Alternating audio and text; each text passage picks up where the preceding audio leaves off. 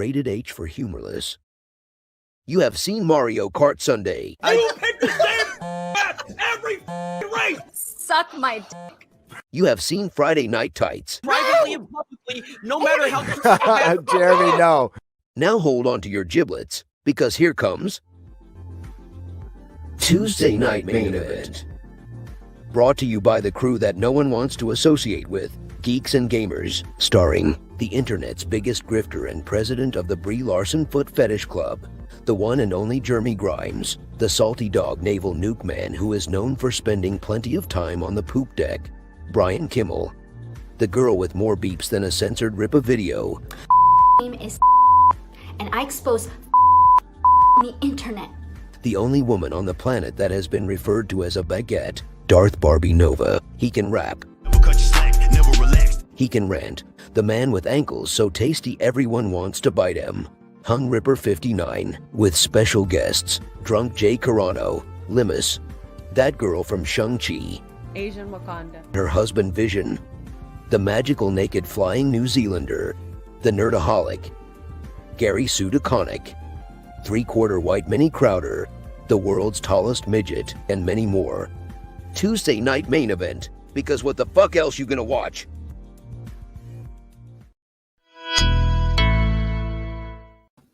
And there we are. Here we are live for Tuesday night's main event.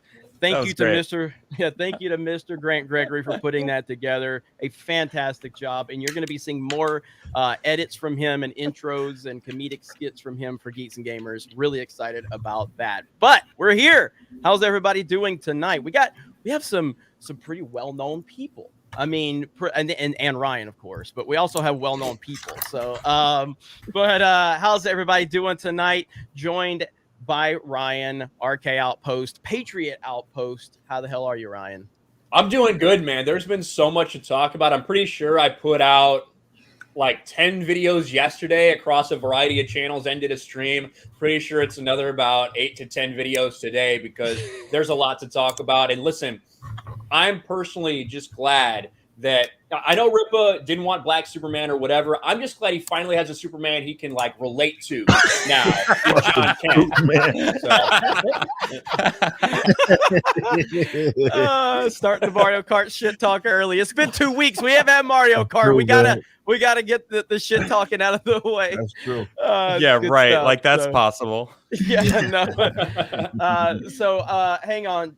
Quartering's calling. He says you need to get those numbers up, Ryan. 10 videos a day. That ain't shit for the quartering. Come on. So, I know. Yeah.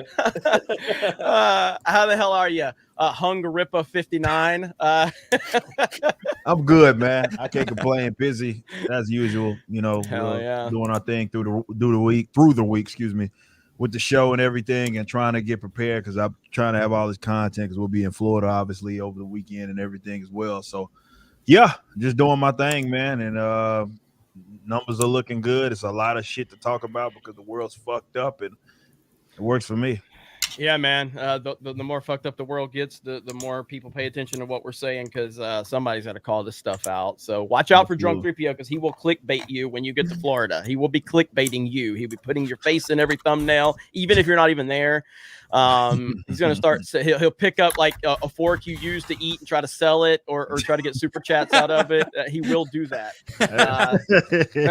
That's what he's trying to sell. A trash bag that I gave him to put his clothes in right now. He's like, hey, Jeremy from Geeks and Gamers touched this. Let me get $20. If you get $20, that's a ridiculous deal. Of course, Jeremy asked for half. Jeremy asked for 10. So for the first time, I think on the main Geeks and Gamers channel, Robert Barnes. You've seen him on Sports Wars, and we have launched his career because he was a nobody until he came to Sports Wars, and now he's doing all kinds of great things. How are you, Robert?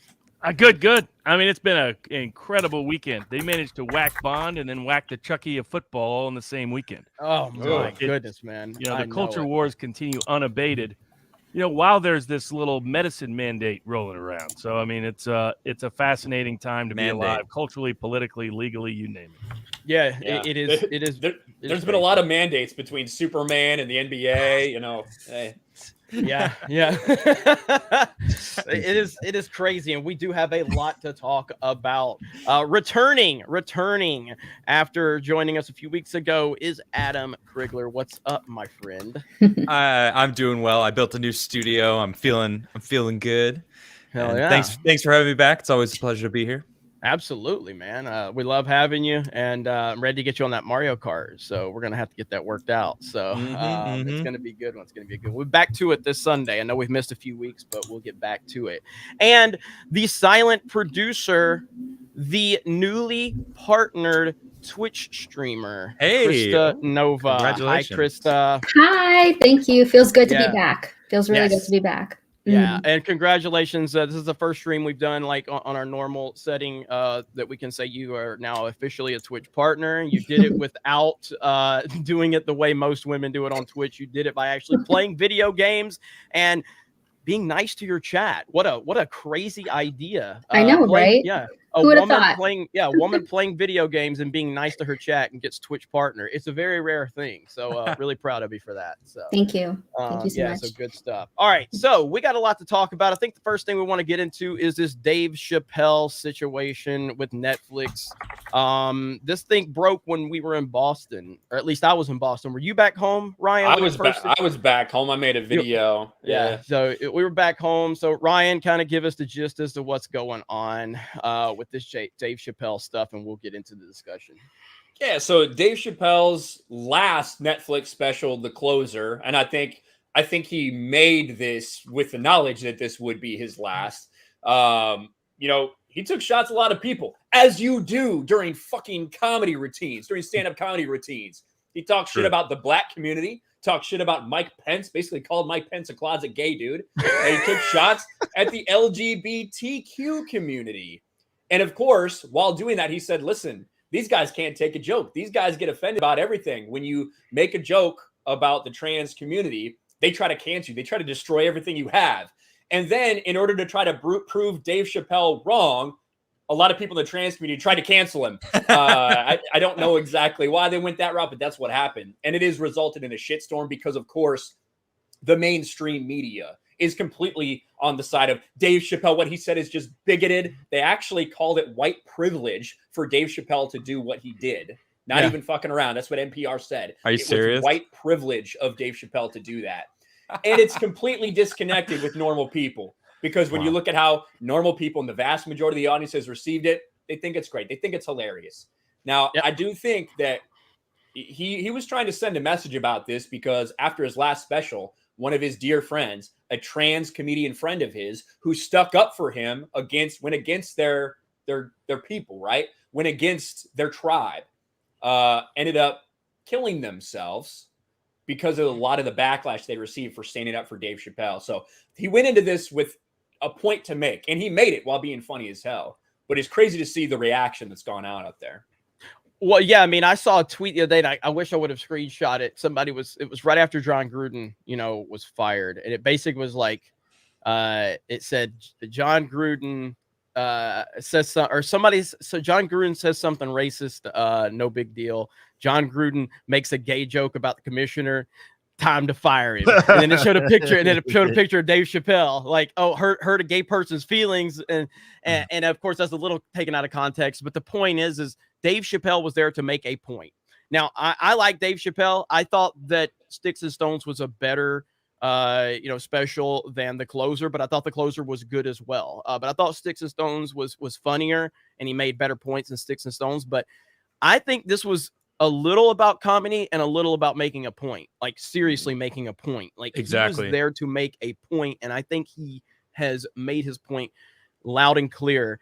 And now, has everybody heard about what Netflix did with suspending the 3 employees that stormed the meet? Now, I don't know the details of that. I read the article, but they stormed a meeting or something like that. Well, of course, The Verge, I think you covered the Verge article, maybe, Jeremy, but the vast majority of the mainstream media, when they reported on this, they said Netflix suspends trans employee who criticized Dave Chappelle.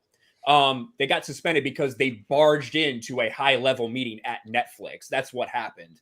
They went in to try to protest, to try to make a point. It's not because they tweeted criticism. It's because and it's not because they were trans, which I've seen a lot of articles that are saying that and leaving everything else out, all the context out. Yeah. Yep, Yeah. absolutely. But- Real quick, but let me they- catch this real quick. I'm sorry, because Mo just dropped $50 a year on vivabarneslaw.com or .locals.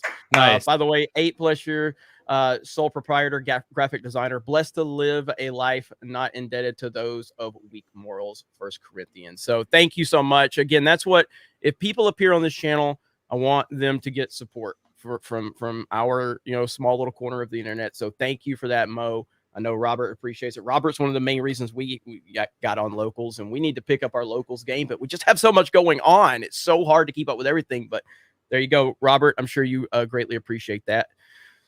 Absolutely. And maybe Rob place Dave Chappelle will end up as on locals.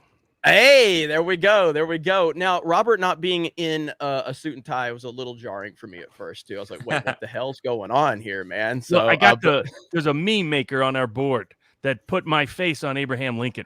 So you're sitting just like him too. Exactly. It's got the whole thing. It was perfect. Yeah. Mods all night will be dropping links for Adam, for Robert, for everybody on the panel. So if you guys like what you see from these guys, make sure you go support them. Very important. All right, Ryan, my bad. Never mind. Fuck you. I like interrupting you. I'm always happy. You fucking wait to come back to me till I shove my mouthful of fucking Pringles. I can't hear you. What you got? There's something in your mouth. He's drinking Mountain Dew. So on this David Chappelle thing, right? It felt like he knew exactly what was going to happen, and he almost like if you watch The Closer, which I'm assuming all of us have. It's almost like he knew, and he almost lobbed a softball over to the trans community, and it's like he knew they were going to hit it, and they freaking hit it so hard that they fell over onto their faces, and it's exactly what he wanted. And he talks about it. He's like, if this is what being canceled is, I think that's what he said. Like this is great. This is I love this. Yeah, that was what he did. He doubled down, right? After the initial reaction came out from the mainstream media and these freaks on Twitter, he did kind of a promotional thing. It was a live event where they did a screening of it. And he says, if this is what being canceled all about, fuck them. Fuck ABC, fuck NBC, fuck the news sites. They're not real. I'm talking to you. You guys are real. Like that's what he said. He doubled down in his comments. And Netflix, to their credit, we've had issues with Netflix in the past with cuties. I think that's a whole different story than what we're talking about here. You're talking about speech, whereas then you're talking about actual potentially harming kids. But anyway, despite all that, Netflix said, they put out an email to their employees that said, in the next coming days, there's going to be people from third parties and people from within this own company that are going to ask us to take this down. We will not. That's what they said. Nice. And we need to see more of that. Now, what's been your take, Ripa, on this whole situation? Well, I haven't heard. I've been so busy, getting home, but I haven't seen if you made any videos. I did one video initially, and the title was basically "The Art of Not Giving a Fuck." And what I was talking about during the show, and my take on it was, everything obviously echoing Ryan's sentiments about everything that was being said, but more so, it shows how any event that you are definitely in that situation, you got fuck you money anyway. So it's like, fuck, you can't do anything to me. But that means something. Having that demeanor when you're in this space means something. You know what I mean? I think a lot of folks, we've talked about it a couple of shows here where, you get the emails, you get the private messages from people that like, I can't say that, I agree with you, and all those sorts of things. And what Dave Chappelle showed in his own way is like, I just don't care. Obviously he was really echoing those sentiments in the actual show, when he's saying stuff like, I don't give a fuck Twitter. They can drag me all they want. Twitter's not a real fucking place. You know what I mean? And when you just simply don't care and you become what is deemed as rather uncancelable, then you see a lot of growth out of that. People are more willing to support you. People are looking like it's the Streisand kind of effect. It's like, hey, this show sucks. A lot of people say, for what? Okay, I'm going to go watch this now because, this guy, not only did he put that out, he doubled down. And that's an important thing that I think anybody from really any industry can take from, that if you just don't give a fuck, people are going to ridicule you weirdos with blue hair on Twitter, but that doesn't mean shit. You know what I mean? It doesn't mean fucking anything. And that's what that was. It was basically Dave Chappelle showing you the art of just not simply giving a fuck. So they write all those articles and he just is like, okay, I'm going to keep doing what it is that I'm doing. I'm not apologizing for anything. And, you know, they'll get mad for a little bit and then they'll move on. Well, you made it. Yeah. Well, you made a tweet the other day, Ripa, and I can't remember what you basically was like when people are telling you like, well, oh, you're in a position to, you know, stand up. You kind of was like making a bigger point about like, well, that's because I worked to get here. Bingo. Yeah. And for people that don't know, the tweet is in reference because, you know, we've talked about this concept of non-compliance when referring to all these idiotic mandates or unjust sort of deals that are out there. I tell people, you know, non-compliance really is probably going to be our way out of this. And, you know, you hear people say, well, it's easy for you to say because I have multiple revenue streams, I'm self-employed. And I'm like, what you're not realizing is that why, you know, you're seeing we've now reached a point in human history where it's important why I did exactly that. And I worked to get to the position that I am in now. So it's only easy because I fucking put the work in to actually be in this position because, you know, if someone uncovers some fucked up shit that I said, which I've said plenty of fucked up shit in private, public fucking shit. Modern Warfare 2 lobbies. Yeah, Modern Warfare. Oh, yeah, good God. If someone found an audio snippet of the shit I used to say in Modern Warfare lobbies, Modern Warfare 2 lobbies, then yeah, I'd be, you know, you probably have a bunch of mad people. But what happens to me? Fucking nothing, because I don't fucking work for anybody. So like, who gives a shit? Like what? Oh, Ripper said the word that rhymes with maggot. Yeah. Okay. By that you mean you and literally everybody else on the planet. Yeah, exactly. Yeah. It's like I'm pretty sure everybody within the last 10 years somebody said it. You know what I mean? At one point in time. But no, seriously, like if you put yourself in that position, which is, you know, going off of your point, Jeremy, like there's liberation in that. Is more so what it is that I'm saying, and it feels good because I don't feel like I have to fucking walk on any sort of eggshells or anything, and I'm pretty open just as a individual. And transparent about who it is that I am, you know, of all the fucked up shit that I grew up gangbanging. So fucking, of course, I done did a lot of fucked up shit growing up. But I stand behind that, you know. Obviously, that's the point of growth is that you get off of that shit. And I'm not afraid of someone uncovering some fucked up shit. More than likely, I either already talked about it, rapped about it, did all kinds of, did a song about it, did everything. And the more you kind of have that approach about it, it doesn't matter what it is that you do, man. There's a lot of liberation in that. It really is. Yeah, absolutely. So, Robert, what's your take on all this with Chappelle? And not like you can't cancel somebody if they don't let you cancel them, basically. And Chappelle's like, fuck you. You know, I don't care what you think. I don't care if you're offended. So what's your take on all this?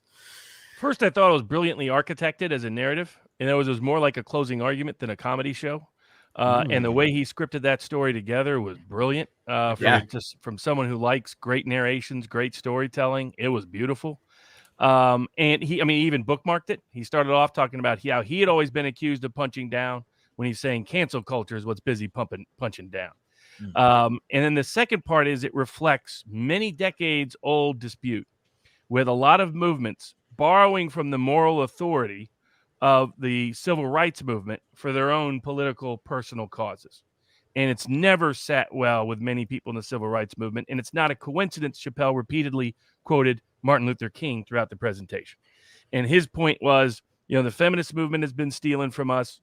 The whatever the new name is, LGBTQ 22749, whatever the new code system is they put out, which I originally thought was a joke, and turns out it's actually real. Whether it's that community, whether it's the trans community, these are people that borrow and steal and rob from the moral authority of the civil rights community when they just don't measure up. His point, you know, if you want to buy into the pyramid of intersectional oppression, his point was the people at the bottom aren't trans, aren't feminists, aren't lesbians and gays. They are his community and as he always put it, the only people I really hate occasionally are white people. I mean, he was just, you know, he's open and, you know, he didn't hide or mask any of it. And it's not like he's a conservative. He took shots at Pence, took shots at Trump, took shots at right wingers. I mean, he did, you know, big stuff on, he bought into the entire George Floyd narrative. Absolutely. And all aspects of that. Yeah. So it's not, he's just somebody who's personally offended and that's a deep grievance throughout the civil rights community. Just most of them won't say it out loud. Jesse Jackson got caught saying it some years ago in New York, and some unfortunate phraseology. But you'll see it occasionally pop up publicly, but it's deeply felt and deeply believed. And then the second part of it is he's watched cancel culture cancel a trans supporter of his, leading to her suicide. He tells beautiful stories about her, and you can tell how personally impactful it was. That, having, Chris Rock lose the Oscars, all of that mattered to him. There was this broader, bigger, longer narrative of him being accused of something he didn't do. And the civil rights movement being upset about people pretending to be the inheritors and ancestors of King's moral authority when they're just not. There's a difference between being black in America and wanting to wear a dress and have somebody call you a woman. There just is. And, whatever, and his point was you can be empathetic with everybody in that group. That doesn't mean you have to pretend science doesn't exist anymore. That doesn't mean you have to pretend gender doesn't exist anymore. That doesn't mean you have to tolerate, celebrate, or welcome cancel culture. And his point was, if any of these people were real, they would take action like he had done. He's like, I'm the guy. I'm the MFer who walked away from 50 million on the bus. So he says, I've done this before. I'm going to do it again because I back up my words with action. I just don't talk on Twitter, which, as he says, not a real place. So I thought it was brilliant. Thought it was beautiful. I thought it was more of a dramatic personal narrative than it was a comedy script. And I thought he got the reaction he wanted. He wanted these people to expose themselves.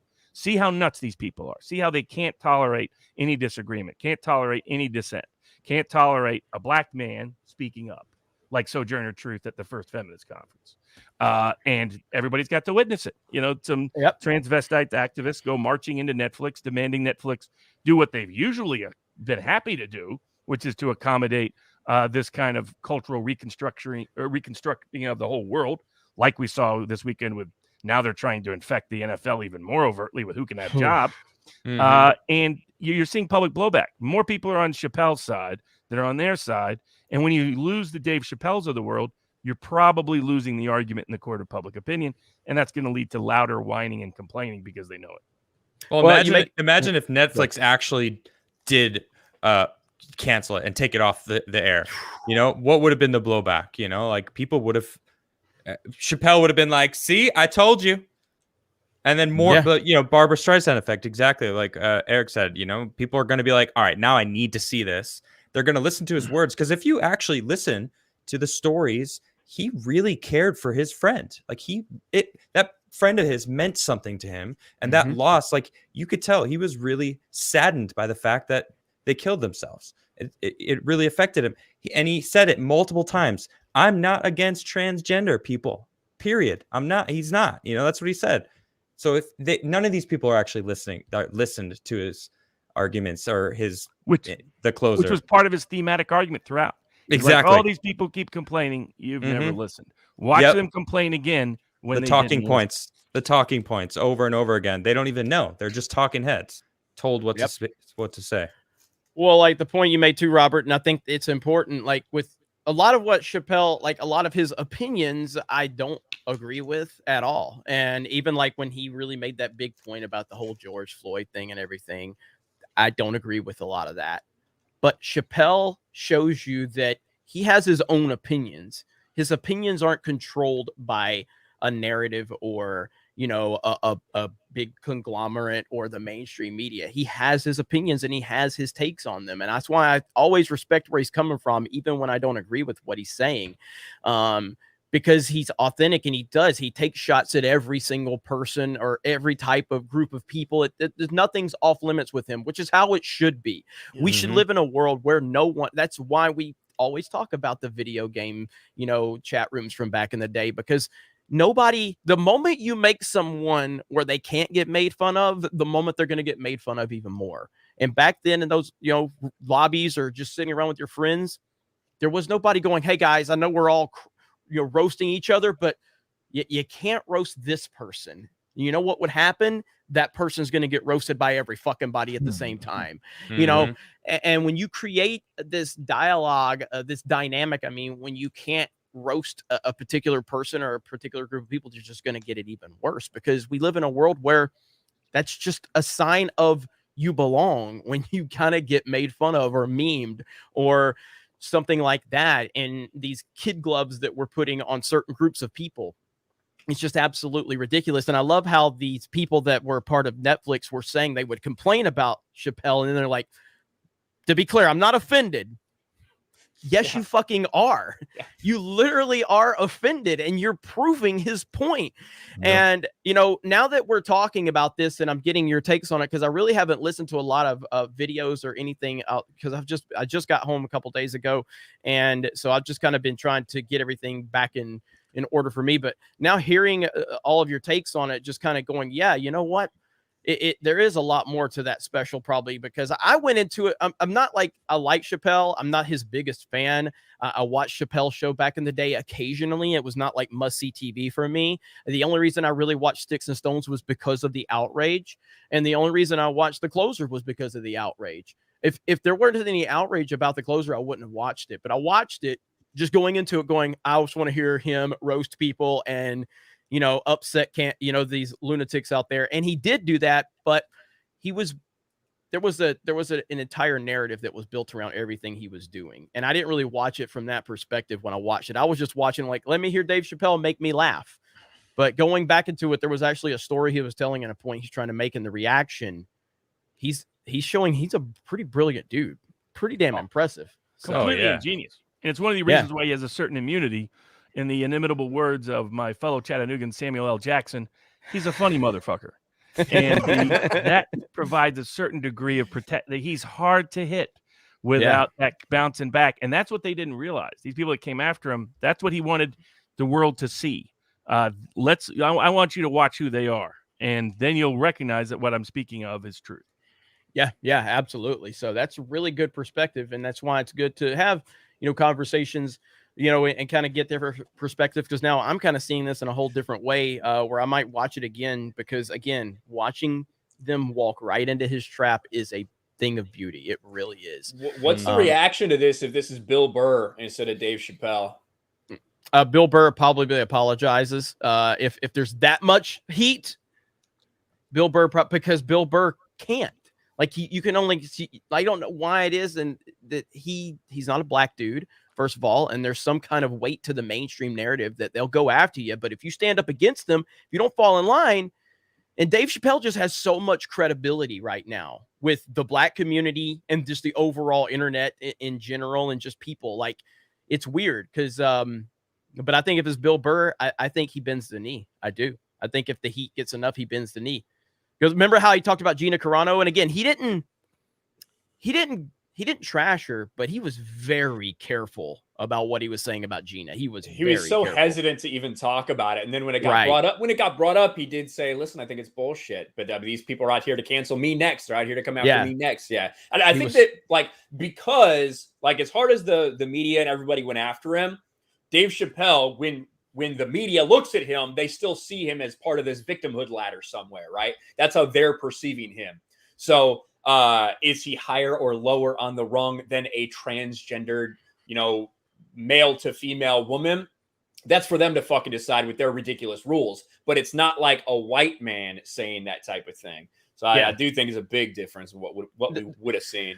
But that just shows the ridiculousness of where we are. And I did a video from D-Day Cobra the other day talking about the Fauci documentary and the reaction to that bullshit. And it's got like a 2%, you know, audience rating versus Dave Chappelle's got a 97% audience rating. And I'm just going, that's what proves that we don't live in a racist country or a racist, you know, society.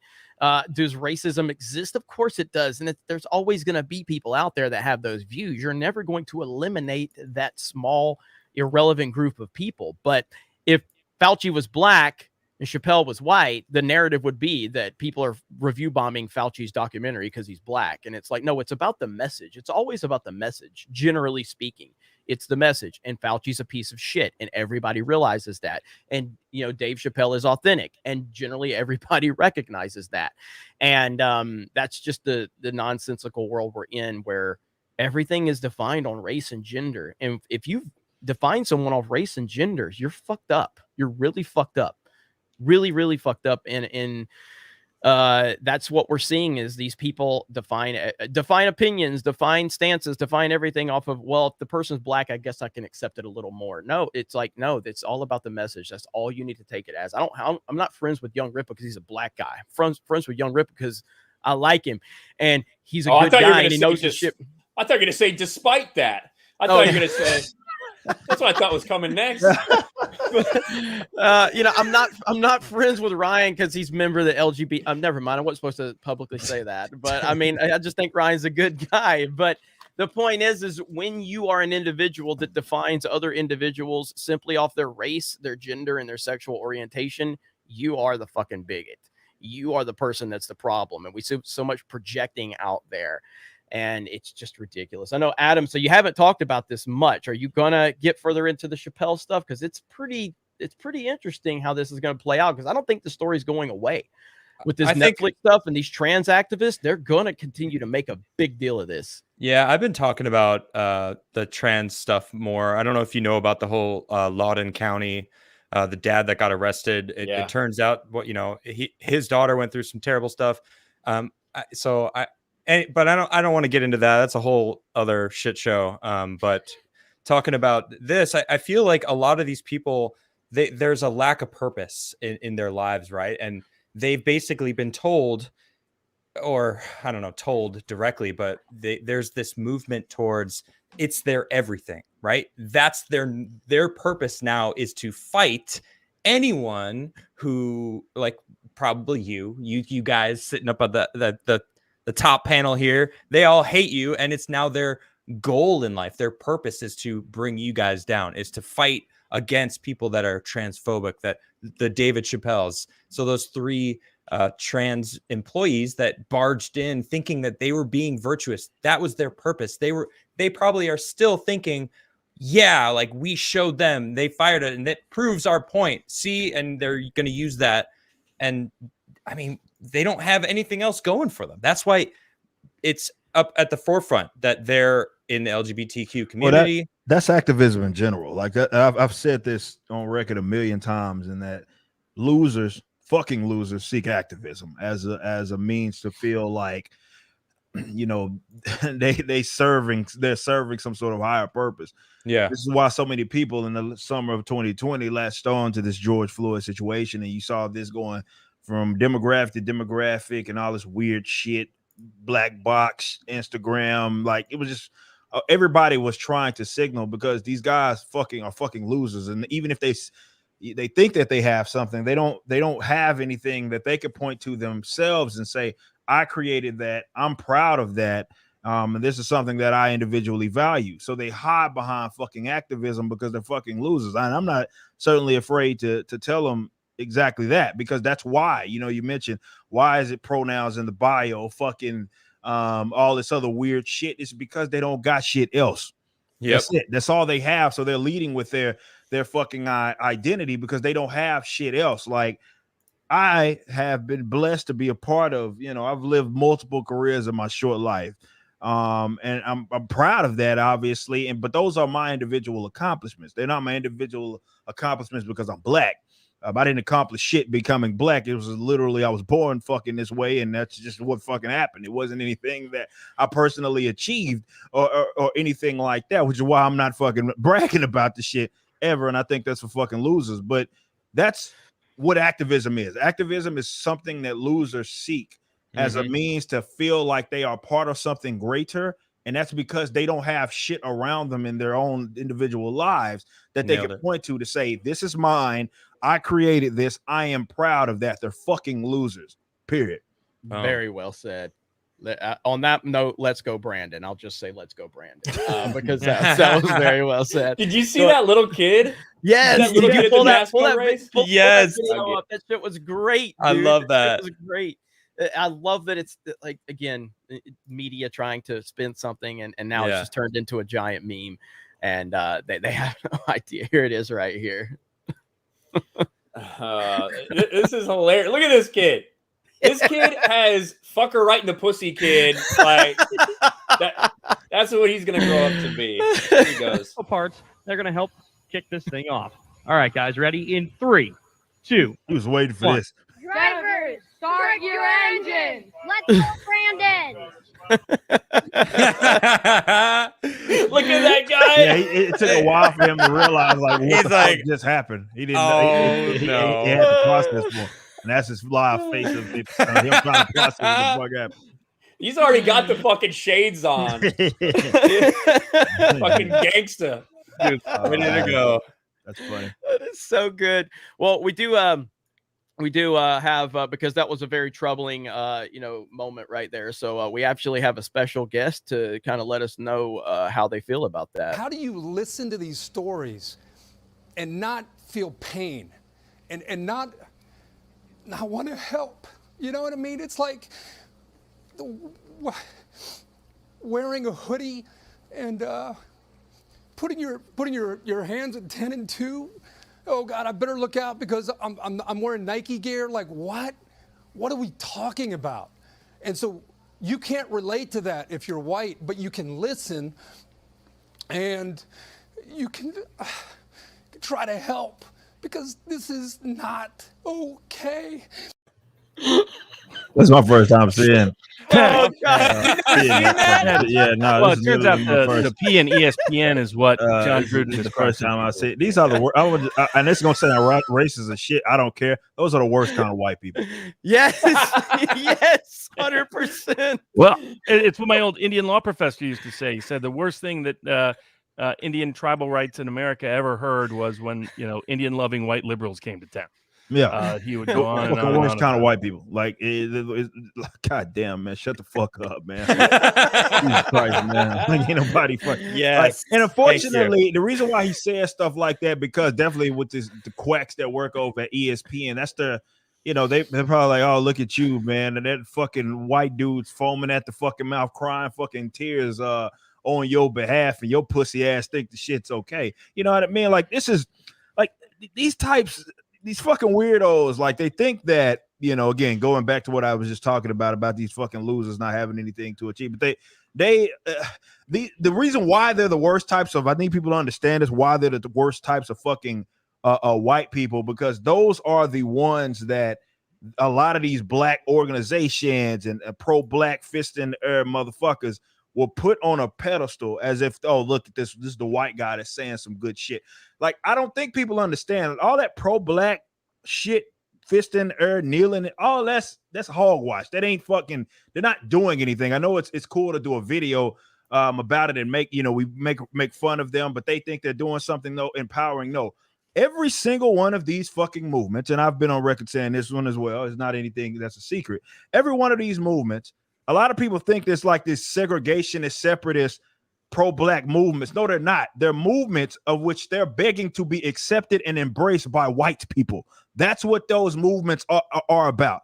Every pro-black, from the NAACP on down to all these black organizations, they're not pro-black movements. They're movements around them begging to be accepted by white people and begging to be embraced, or rather having access to white folk resources. This is why they focus so much on these concepts of representation and all that other goofy shit, because they feel like they're entitled to sort of that act. These aren't pro-black motherfuckers. These are funny because they'll be the same ones to call another person coon, a house nigga, or some other goofy shit like that, when their entire movement is centered around begging to be embraced by fucking white people. And those are the ones that was that Kurt Herbstreit, was that what that was?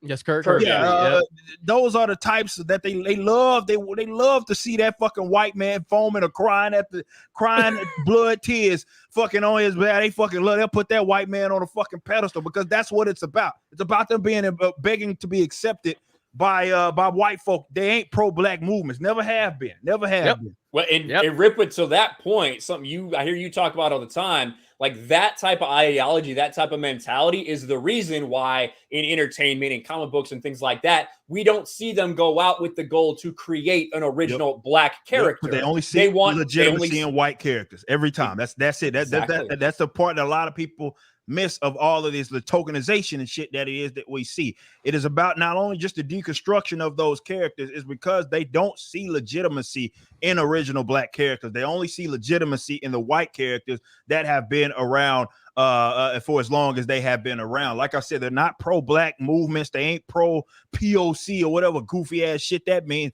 Like, they're not pro any of that shit. They're goofy ass motherfuckers that see things that white folk created and they just beg for its access and beg to be included, which is why, like I talked about this with John Stossel, you know what I mean, about Oscars. Y'all remember that hashtag that was going around talking about Oscar so white, Oscar so white, right? Yep. Black folk got fucking BET awards, Soul Train awards, all kinds of fucking awards. Why are the Oscars seen as more legitimate as them? It's just a matter of perception. That's all it is. It's because it's what the white folk got in control of. So they value that award more than they value their own shit. There's like fucking 5. You got the whatever, the Black Screen Guild or whatever fucking. They got all kinds of fucking awards that they give exclusively for black people, but they don't see those as legitimate. They see the ones that they think that the Oscars have, which is why they're like, oh, y'all need to be including us. Y'all need to be nominated. These guys are fucking losers. This is why I did a video that got me a lot of heat, titled exactly that, why I don't support like these movements and Black Lives Matter. And a lot of people thought I was going to go the other way with it. No, I told y'all, they're not pro-black movement. These are goofy ass beta motherfuckers who sit up there and beg to be accepted by white people. That's all they fucking do. Yep. And to your point right here, Adam just shared this with us. So, Adam, you want to go ahead and read that? Yeah, sure. Right over on Twitter. I mean, Rob Schneider is awesome. He's been talking out about a lot of different things over the past year. And I saw this and it really, it fits well with the whole David Chappelle conversation. It says here, much late night comedy is less about being funny and more about indoctrination by comedic imposition. People aren't really laughing at it as much as cheering on the rhetoric. It no longer resembles a comedy show. It's more like some sort of, I'm just going to scratch liberal out, more like some kind of Klan meeting. I mean, remember, what's his name? Dancing to that freaking vaccine. Stephen Colbert. Colbert dancing to those needles. Like, that's not funny. That's embarrassing, dude. Like, God, what are you doing? Every Trevor Noah skit ever is like right. that. Like he's not funny. It is not funny. It is pure propaganda bullshit. So that perfectly describes. Think of that sentence or this paragraph every time you accidentally catch a clip of Jimmy Kimmel or Jimmy Fallon or Trevor Noah or all these cucks. Yep. Yeah. Well, and the other thing about all of this is that has Kirk Herbstreit ever supported a real civil rights case in his own community? Has LeBron James ever supported a single case in Akron? Has there never been a problem there in Ohio where he lives?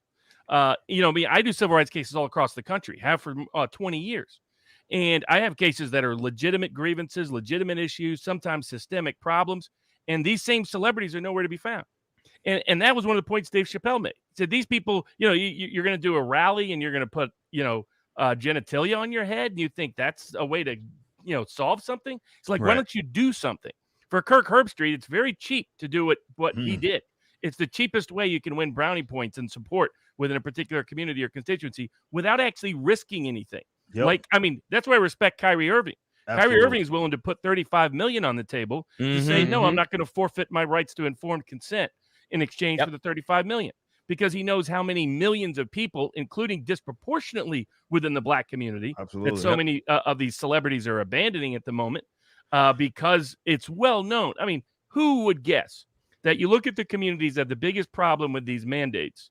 They disproportionately, whether it's poor whites in Appalachia, African Americans, Native Americans, Mexican Americans along the border, or along the West Texas border. Where do they come from? And soldiers in the military. They have been the longest. They come from communities that have been historically discriminated against and medically experimented upon without their consent. Going back to forced sterilizations, you name it. So how does Kyrie Irving protest? He says, I'll risk $35 million to do it. That I can respect. Even if I disagreed with him, I could respect that. I can't respect Kirk Herbstreit crying for free on TV. Yeah. Well, and that's why these elites, they're literally getting money. They are getting paid to promote getting the jab. So these people who want to put a black square, like Ripa said, who want to tweet out Black Lives Matter and think that they're good to go, they are now taking money to try to convince a minority population to do something that they don't want to do. Yep. Right. That's at the bottom line. Like, that's what's happening right now. These people don't give a fuck about you. They don't give a fuck about diversity and representation, any of that shit. It's all a game. No, it is. And I think we'll get further into that, because I know, like, typically we talk about sports on Sports Wars, but the thing that's going on with John Gruden right now with the Raiders and him resigning, even though we know he was forced out and they leaked emails, and yet they're like, we'll get into that, because I think there's bigger ramifications to everything we're dealing with, and obviously the Kyrie thing as well. And we're going to talk about the Superman situation as well. First of all, I just want to say, I know we got a ton of super chats. There's a ton of people watching. Record number for this short-lived Tuesday night's main event. So thank you for everybody for being here. This is going to be a weekly show. You're going to have, you know, voices like this on here. We're going to be, sometimes we're going to be calling shit out. Other times me and Ripple spend 30 minutes arguing about a fucking video game for no reason. But that's what we do. That's why I brought food. Yeah. So I'm going to wear a referee outfit next time. I didn't realize we went like 30 minutes in that one. Let's go ahead, Adam. I want to say one more thing about Chappelle that we didn't really touch on. He normalizes being a normal person. You know, he is this ultra celebrity. So many people know his name. He is incredible, but he talks about living in a small town in Ohio, and he loves it. And, you know, I heard from other sources that, you know, the people treat him like a normal person there. You know, he's normalizing, not idolizing celebrities, you know? Yeah. And I love that, you know. Even Shaquille O'Neal, I don't know if you saw this. He was like, I don't want to be a celebrity anymore. These celebrities are crazy. Yes. I renounced my celebrityship. And I thought it's kind of funny, but you know, we should normalize that, because they're all paid. You know, half of them don't even believe what they're saying, or are even informed in the slightest about what they're talking about. And people take their word as law, and it's ridiculous to see. So I like that about Chappelle, how he's kind of normalizing being normal, you know, even though he's such a goat, you know. Yeah, no, he's fantastic. And I mean, like I said, when I say I'm not the biggest fan of him, it's not to say I'm not a fan. I've always respected him and appreciated him. He's just not someone where if the new Chappelle special drops, I'm like, oh, I got to be there the first day. But the more and more I learn about him more, because of the outrage surrounding him, and the way he handles it is so respectable. And I think Kyrie has a lot of that, what he's doing right now, because he's looking at this from a bigger picture. And again, to be clear, as I've said many times, and I'll continue to say it, I am not anti-vax. I'm not pro-vax. I am pro you doing whatever you think is best for you. That's it.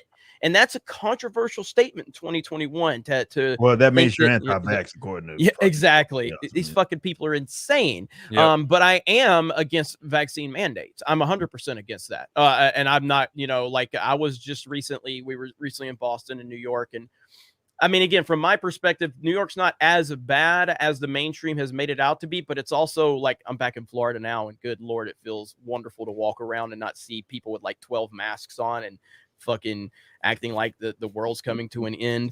But there were some places that definitely had that mandate stuff going on. You know, I wasn't going anywhere near those places at that point. But yeah, I mean, I'm definitely not for mandates and what Kyrie is doing right now. So I know most of our audience is not going to be aware of this, but Kyrie Irving is a National Basketball Association player, NBA player.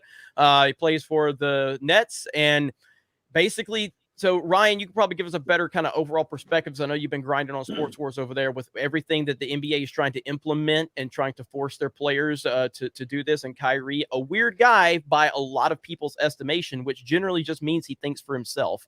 But Kyrie has some weird opinions from time to time, and I respect that about him. I respect that he's his own person, but kind of give us like an overview of that. But I think the bigger implications is Kyrie is kind of doing what Chappelle does in his own way, just standing up against the bullshit.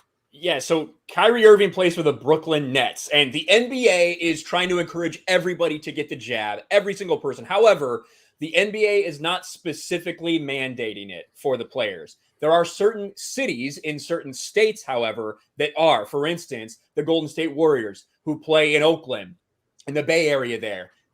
In order to fulfill the requirements of their certain city, they need to be vaccinated in order to play there. Now, visiting teams don't have to because that's not where they're based at. So like a team from Chicago could come and play in Oakland. They don't need to be vaxxed. But specifically the Warriors and also the New York teams, including Brooklyn, need to be vaccinated. And Kyrie Irving has said, listen, I'm not going to do it. I'm not going to get the jab.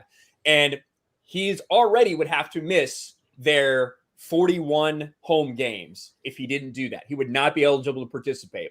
Well, now the Brooklyn Nets, in order to provide even more pressure than he already has with the entire mainstream media on his back, them trying to force him and peer pressure him into doing this, now the Brooklyn Nets have come out and said, listen, we respect Kyrie Irving's right to choose. No, you don't, because what you're about to do is provide a lot of pressure to make him choose. But he's not allowed to be with the team. He's not allowed to practice. He's not allowed to do road games. He's not allowed to do anything until he's eligible to fully participate, which means until he gets the vaccine. So that's where we're at with the Kyrie Irving saga right now. We've seen a couple other players speak out and eventually kind of bend the knee, like Andrew Wiggins. Andrew Wiggins sounded like he was embarrassed and upset that he made this decision, but he made the decision because he felt like his teammates were counting on him, like so many fans were counting on him. So he did something he didn't want to do. Kyrie Irving ain't going to bend the knee like that. Kyrie Irving is already a weird cat.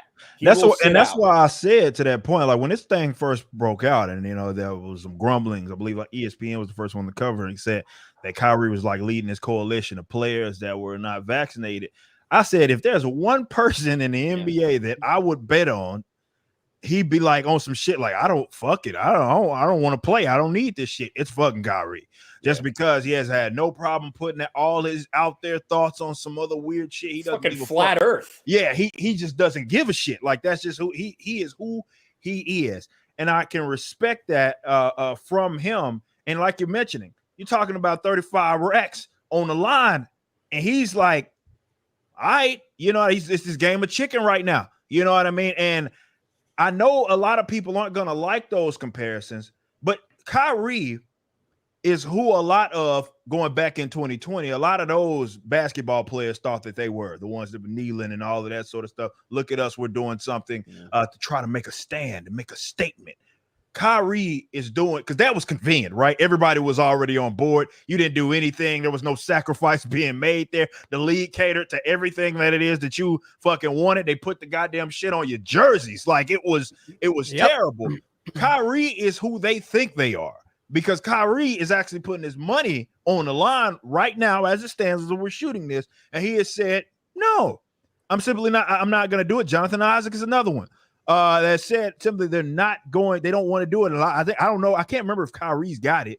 Jonathan Isaac has actually caught it. So he has the immunity and everything in that regards. And they're like, no. Now, of course, Jonathan Isaac being in Orlando, it's a little different in terms of his situation. But with that being a stark, is for people that don't watch sports, Kyrie isn't just some regular, just a bench warmer or someone, 12th man on the roster. No.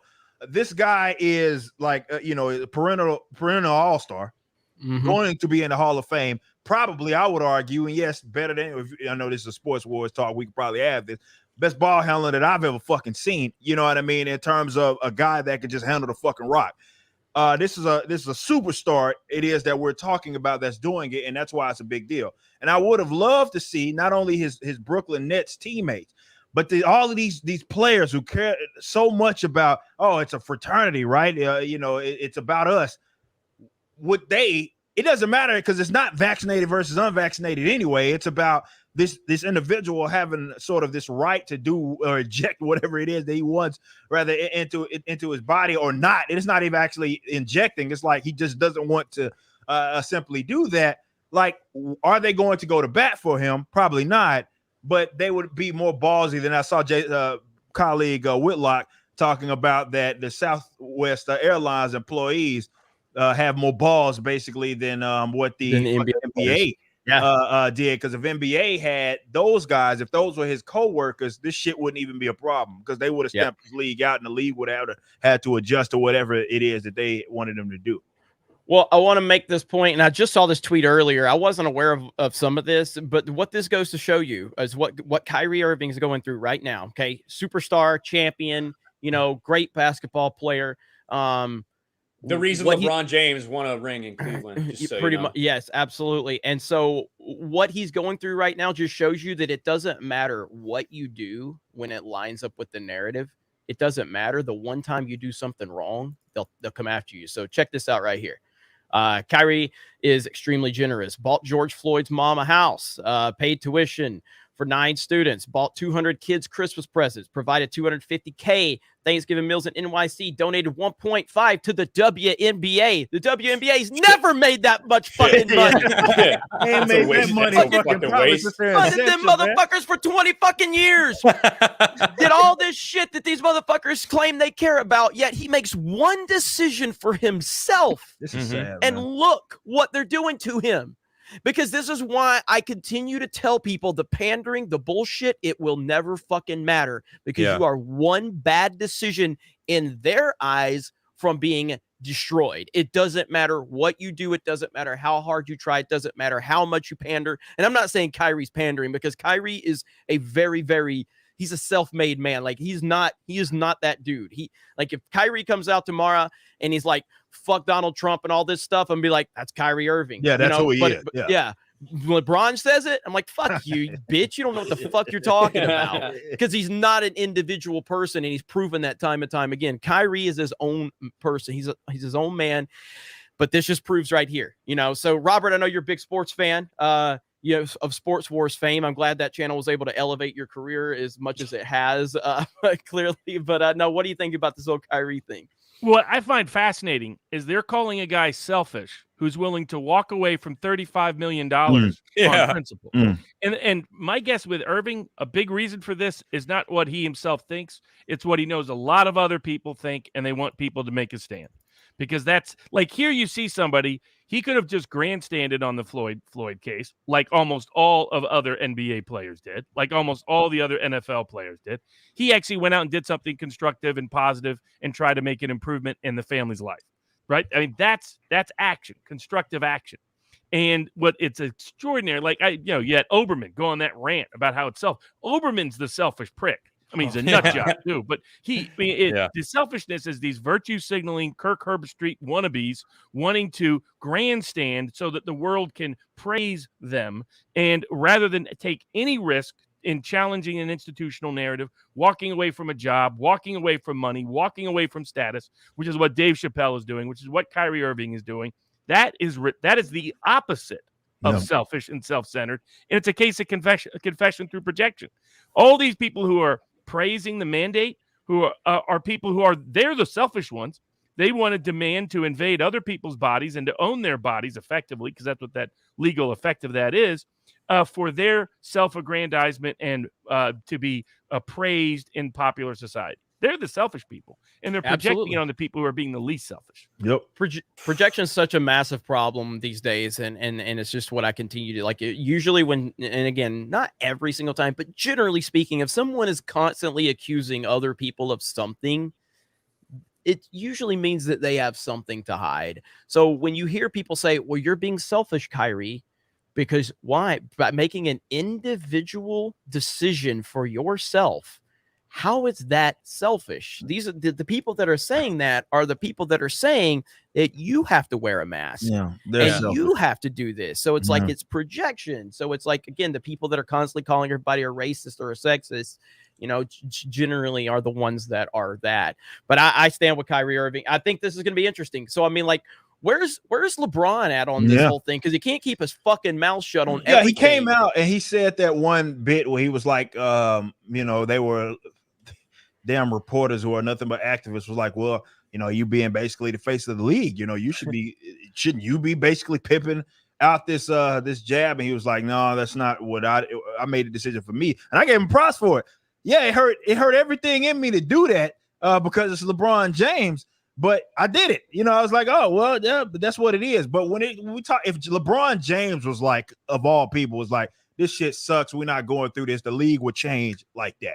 Because he basically owns the entire fucking league. And this is why I was saying, like, I would love to see as this carries on, especially his teammates, but not just these guys that treat it like they're all about the player. This is such a pro player league, and they care about so much about their brothers. Are they willing to go to bat Because again, this isn't about the vaccinated versus the unvaccinated. This is y'all wanting to force this man to do something or inject something in his body that he does not want to, and that's ultimately all this is. I would think as a free human being, you would support that individual's right, certainly to do that, or you think there was something wrong with, let's say, that being sort of required of him. I would love to see them go to bat. They're frauds. A bunch of them are fucking frauds. They take the easiest position, which was 2020 summer. Everybody's a fucking activist. Everybody's pro-black. Everybody's got their fists in the air. Everybody's kneeling and all of this shit. You got crying Kyle Corvo writing fucking dumb shit,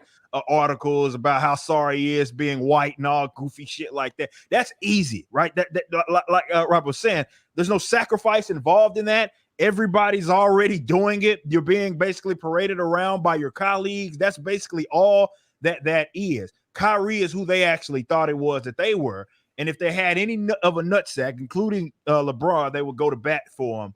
And actually, if they had to, shut the fucking league down, because it ain't just Kyrie, to be fair. He's just probably the most prominent one, but they shut the fucking league down until this shit got straightened up. But they ain't got the nuts to do that shit. Well, and I would give LeBron props. I would give him props. Unfortunately, LeBron's a bitch-made motherfucker who basically claim, I got to stand up. I got to say something for injustices anywhere and everywhere. I won't shut up. Except the ones in his own league. Except for China, except when it's fucking convenient, except for right now with Kyrie. So, you know, the person you got to give credit to is Draymond Green. Draymond Green came and spoke out for Andrew Wiggins, you know, by saying, this is not our problem. It's not our business. Why is it this way? It used to not be people's business who you voted for, what you were putting in your body, all of this nonsense, but it has been politicized that way. So fuck LeBron James. Well, I'll bring it back to, go ahead, Adam. Hold on, that's all right. I just want to say about these guys, you know, say what you will about what these people that are complaining about them, or rather they want to attack them. But if you actually listen to when they were making their statements on why they're not doing it, they're not just going along and like being anti anything. They're well informed. It's a logical explanation as to why, and it makes sense. And it's I agree with everything that they say. It's part of the reason why I have my stance on the whole thing. And they break it down perfectly. It's like they don't want people to even listen to these guys because they're making logical statements. They don't even, Adam, why. they don't even understand the arguments. They're that stupid. Like exactly. Skip and Shannon, like I see them talk. I know they're in LA where all the fucking crazy people live, but I hear them talk about this shit. And it's like, these guys have never actually had a conversation with someone that's antithetical to them. So they demean and they disrespect. Stephen A. Smith has been going on all these rants about Kyrie. And I'm like, Stephen A., you don't know what the fuck you're talking. Have you ever actually bothered to listen to someone to the contrary? And you think about it, like definitely over there at Fox, Jason Whitlock isn't over there anymore. Will Kane isn't over at ESPN. He's on Fox News now doing this thing. They don't have it's an echo chamber. They don't have anybody over there that can actually even show them the rational position, which is very rational. You speaking to basically Jonathan Isaac, who broke it down. Like, okay, I got it. I recovered from it. It makes no sense. I have natural, like, why would I need to get this considering my age group, considering my health demographic? I might be even increasing my risk and other things, myocarditis and other. Those are rational positions that a lot of us, including myself, have. But those are absolutely rational positions that they haven't even heard, because they're sitting there surrounded by a bunch of brainlets just like themselves. They haven't even heard. And when you hear them talk, you know, like, you motherfuckers have never talked to anybody that disagrees with you, rather, on the subject matter. Have you just got your marching orders from the talking heads, and you're just repeating everything it was that they said? Bring it back to Chappelle. It's the same thing. He called it out. I mean, you could have just taken that and inserted, a different anything. Exactly, anything, and it would have made sense. These people just, is this what we're saying now? We're saying this now, and okay, now we're changing. We're flip flopping. Okay, we're flip flopping now. It's like you never know with these people. 100%. We got some super chats. Thank you guys for the support. Thank you for over 2,000 people watching us. Appreciate that. Woo! That's huge. That's awesome. You guys clearly are loving this template, and we're going to continue to give you more of that, because unlike Hollywood and unlike the movie studios, that we actually just listen to what people that support us want more of. I know it's a very toxic thing. It's a very toxic thing. Speaking of toxicity, Steven, for $35 says, Jeremy, did you go to Trump Tower? The haters, let's see, the haters losing their mind would be satisfying. Hail Geeks and Gamers and Tuesday night's main event. Thank you so much. I did go to Trump Tower. I recorded the whole thing, and it was a lot of fun. So we were live streaming from New York, and then people were like, oh, Jeremy, you got to go to Trump Tower. I think, where were we at, Krista? Were we at the 9/11 memorial before then? Yeah, that's where we were before, yeah. So we were at 9/11 memorial and we're just hanging out, and then everybody's like, oh, you got to go to Trump Tower. It's only so far away or whatever. No, it was either that or the Ghostbusters building we were there. I can't remember. We were both of them. I can't remember which one we were at first. Ghostbusters is the closer one to. Yeah. So somebody said Trump Tower's like, whatever. So we got an Uber, got in. Everybody freaked out because I was like, because the Uber guy didn't tell me I had to wear a mask, which was great. So I was like, no, I'm not rocking no fucking mask then. That's what one of those motherfuckers told me. And What? then he fucking put on the goddamn review. He put person refuses to wear his mask. So I had to fucking take a picture of myself wearing a goddamn mask the next time I wanted to get an Uber because he put me on some sort of warning list. Stupid bitch. Just tell me I have to fucking wear it. You stupid fuck. Fuck Uber. Damn. Let it out, Ryan. Get it. Are you good? out. You feeling better? Good. He hasn't had a rant. Don't fucking lie to me. Like that's the thing. Like I literally asked, hey, do you need me to put one on? He's like, I don't care. Clearly, you fucking did, you bitch. Oh man! I guess you got to record him saying that next time. Like, I got you on video. Well, that's what I did at that comic shop. But yeah, I did go. So if you go back, it's on. I left it public, but I actually recorded myself. It's at the tail end of the most recent live stream on the channel, I believe. And yeah, I walked all through Trump Tower. It was awesome. No masks in there. At least they didn't require it. There might have been a few people in there wearing them. Which, look, that's your business, man. You want to wear the fucking thing? Go for it. I'm not telling you can't. I'm not telling you should. I'm just telling you I don't want to fucking wear it. And that's fine. That's how it should be. You can wear whatever you want. Wear 5 of them. You can cry in the corner. You can jerk off to Fauci. That's fine. It doesn't affect me at all. Okay. But I reserve the right to make fun of you for doing so, though. Absolutely. But yes, I did go there. It was awesome. So, you can go check that out. Let's see, Lar 1996 for $20. Thank you so much. Appreciate the support. Mel says for 20. I think Bill Burr, seeing this latest reaction and how it's backfiring on the CC mob, would not apologize. I think a lot of comedians are glad this happened. Thoughts? 2022 Bill Burr signs Netflix deal. Count on it. That's a good question. Do you guys think a lot of comedians are actually, happy that this happened because it's kind of cracking that door open in terms of, the lines they can cross? What do you think about that, Robert? I mean, I'm sure it'd be great to get Chrissy Mayer and Kurt and those guys' takes on it. What do you think, Robert? I think they hope it does. And I think Chappelle intended it to have that effect. But I think that still, Rogan's kind of doing that in his own way. And Chappelle reinforces that, but whether it continues is going to be the open question. But the fact that Netflix didn't take adverse action, that more of the public reaction is in Chappelle's favor, both clearly helps him. And the fake reviewers expose themselves one more time. I mean, the parallels you were mentioning between the Fauci reviews, which are especially they're praising a guy who told people in the early 1980s you could get AIDS in your kitchen. I mean, Fauci's been an idiot for decades. I think it's so much more than just comedy too. Yes. Right. Yes. You take a step back and everyone's standing up, look at the Southwest airline thing, they're trying to tell everyone it's just weather. And it's like, it's not just weather. That's ridiculous. People are recognizing pilots. It's always that is right. You talk about Kyrie Irving being iconoclastic. Pilots are real iconoclastic. And they are not the kind of they're not the kind of people you can screw with. In part because they know they have a skill set that's always going to be in demand. So but they're just the kind of personalities that what Tom Cruise's Maverick character that's your classic kind of iconoclastic, independent, do whatever they want, live on the edge. There's just from the right stuff and all of that back when they made real movies and wrote real books. Right.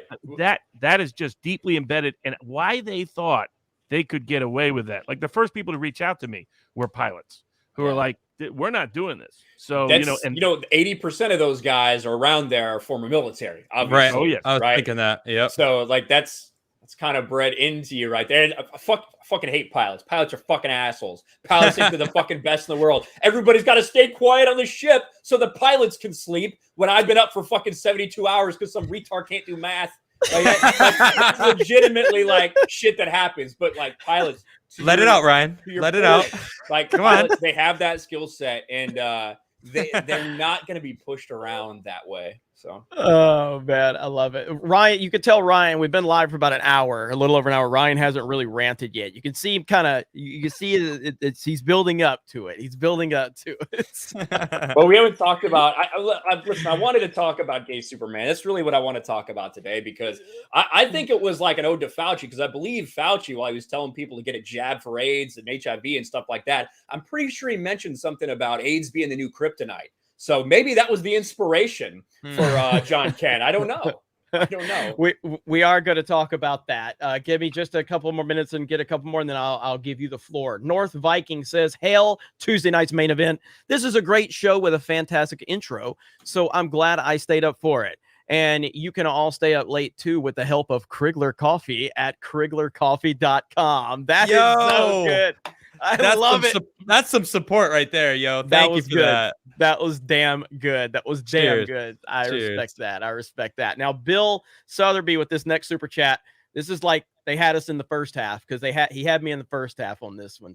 He says, I don't get why you're all so harsh on LeBron James. The dude is extremely intelligent. He can tell you all about the first page of like 25 different books. Perfect. So for people in the chat that may not be aware of that, LeBron James always, and you can look it up, he always takes these strategic photos of him reading a book, but he's always on the first fucking page. So he had what book was that he was reading? Biography of Malcolm X. I got it right here. Hold on. Okay. It doesn't take me long to find this shit. There we go, right there. LeBron loves reading the first page of books. Biography of Malcolm X. No, he ain't read a goddamn thing about Malcolm X either, man. Some other random book. First page. Hunger Games. Fucking Hunger Games. First page. Can't even make it through a teen novel. Look at his fucking... I'm thinking. Look at him. Surprised this motherfucker's holding it right side up, to be honest. Oh my God, man. The Godfather. First page. And you remember... He's probably just reading the inscription that someone wrote for him. Like, hey, I really like you. Read this book. I love it. He's like, I like reading these. Oh, man. It's so pathetic. And then the funny thing is, there was an interview with that Malcolm X picture. He went for a press conference like after that game or something, and then the lady asked him what he thought about it, and he's like, yeah, I just started reading it. He had literally nothing. He had nothing. I think he said Malcolm X is a smart guy. Like, that's what you said? What? It's so pathetic. Wow. He read none of it. He would realize that he's one of those fucking a lot of them, man. They hold the damn whole fucking league. Malcolm wouldn't have fucked with y'all, man, like that. Absolutely insane, man. I'm just like, I'm so blown away by how much of a phony he is. He is a complete and total phony in every way. I got that. I got that clip if you want it. All right, yeah, go for it. Let's do it. All right, fucking LeBron James. All right, in honor of deep thinker LeBron James, here is his takeaway from the autobiography of Malcolm. I don't know why it says I'm not signed in. I've literally been logged into Twitter. But anyway, here we go. How uncomfortable he gets. Yeah. So you're holding the autobiography of Malcolm X along with Alex Haley. I don't know how far you are into the book, but what's your biggest takeaway so far? I kind of just started a couple days ago. A lot of notes over the years. It's my first time actually reading this from start to finish. But just a very smart man. And basically, This guy has no fucking idea what's in that book. He has no clue. This is his way of bullshit. I do TV. I know a bullshitter when I see because I have the bullshit topic sometimes. That's a man bullshitting right there, man. He just failed his book report. This is a man with a room temperature IQ bullshit. Yeah, that's a different look. Yeah, that's a different kind of bullshit. He looks like a 5-year-old who just got caught with the way his eyes are rolling. Yeah, I mean, I got caught at Yale doing that once. Author, I hadn't read anything. I didn't even looked at the book actually, the cover. And the professor asked me about something. I bullshitted for a little while, and he said, "What do you think about the second book?" And I was like, "Oh, I don't have that book." And I didn't realize it was 2 books in one that was sitting in front of me. So both books were right there. It was actually on the title. So but that's a bad reputation. That's so good. Oh man. And he just keeps mumbling and stumbling through it. He hasn't even watched the movie. Because at least then you could riff off of Spike Lee stuff. He has no idea what's in that fucking book, man. He's talking so quiet too. He doesn't know. He got a bullshitter got caught. Yeah. How powerful we are. But we have to unite. It's the most generic, vague fucking answer, man. We have to even unite. read the back description of the book. Where they try to weaken us. They try to make us feel like we're not kings and queens. That ain't got nothing to fucking zero. I ain't read that goddamn book. Man, I've done too much online, like obviously videos about Malcolm X. That motherfucker, that ain't got nothing to do with what the fuck Malcolm X. What's in that goddamn It's biography? not even close. Yeah, I don't know what the fuck he talking about. Kings and we was kings, man. What the fuck? Egypt was a black place. I don't think he knows who Alex Haley is.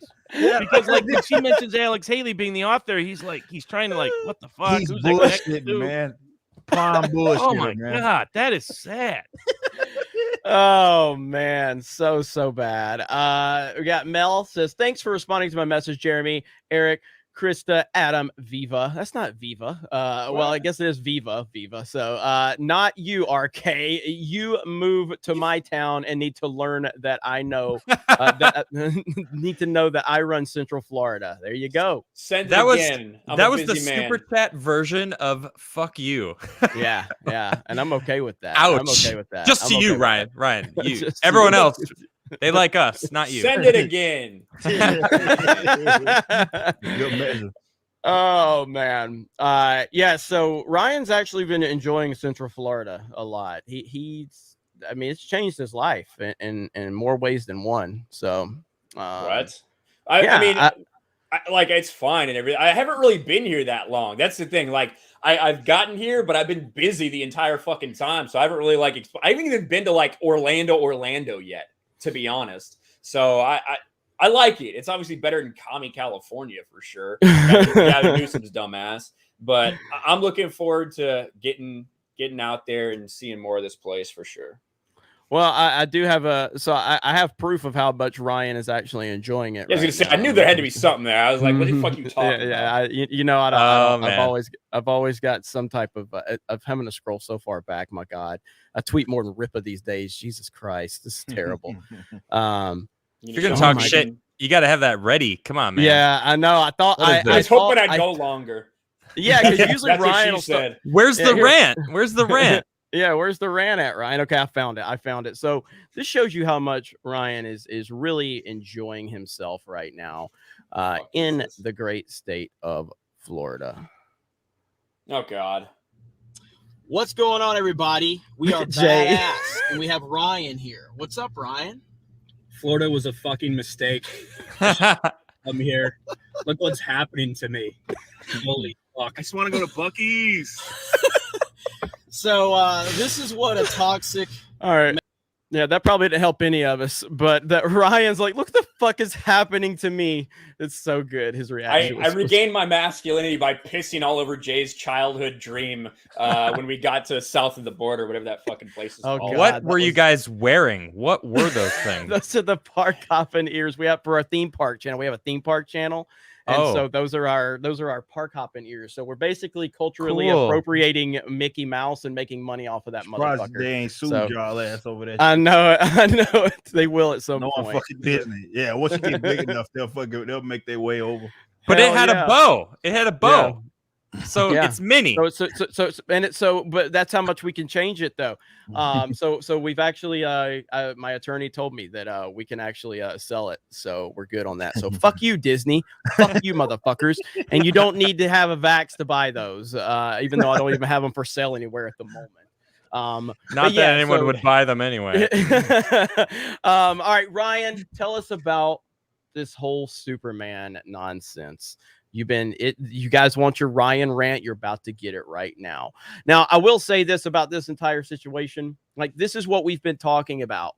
Like, it doesn't matter if they go for a lesser character or these unknown characters. They were always leading up to stuff like this. They were always trying. There's no line they won't cross. Like, Superman is the definitive American comic book icon. He just is. He's the definitive icon, and they're going after him because there's nothing off the table. So when you start seeing them creep their little nonsense into just things that are insignificant, it was always meant to try to go after the biggest fish and destroy everything. So that's what they're doing now. So go ahead, Ryan. Yeah, that's exactly what they're doing. And, you know, DC has done this whole future state thing where they're pushing it forward and they have a new Superman, a new Batman, a new Wonder Woman, all of these things. So John Kent, the son of Superman, is DC Comics Superman right now. That is Superman. Clark Kent is fucking off doing something else. John Kent is Superman. And on #ComingOutDay, that's how you know this is just an identity politics virtue signal. This is literally meant to glom on and sell a couple extra books maybe by getting a Twitter trend and getting out there and getting likes on Twitter. This is what they decided to do.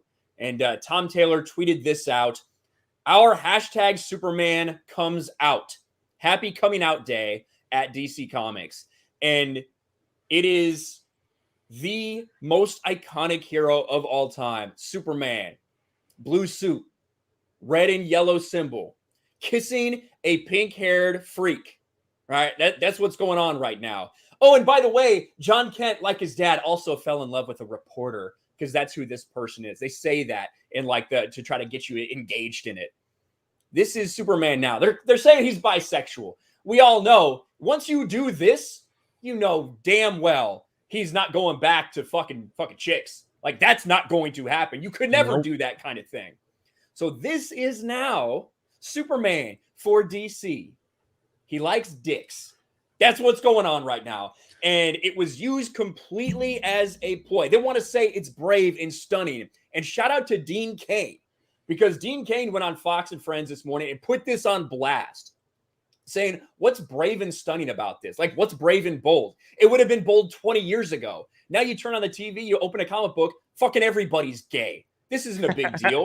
And in fact, what he said was what would be brave is if they had Superman go to Iran or go to Afghanistan and defend gay people who are getting thrown off buildings. That would be bold. That would be bold to criticize something like that. This isn't bold. This is just, it is just the last thing they could do. This is the biggest thing they could possibly do. And now it's done with Superman. Well, yeah, I mean, the comic book industry is absolutely being destroyed. It's been destroyed. It's why we have people like Eric, who is creating the Rippaverse. You've got Comicsgate. You've got a lot of independent creators that are, filling that need for fans that have been, so many fans have been pushed away. They've been pushed away. And now you have people that are taking an opportunity to fill that void because these activists have completely destroyed the industry. So I know, Rippa, this is obviously your wheelhouse. You've been in this world for a long time. What are your thoughts on all of this? And feel free to do anything that you want in terms of promoting the Rippaverse. Look, all I do is make fun of everything. DC stands for Dead Company, as far as I'm concerned.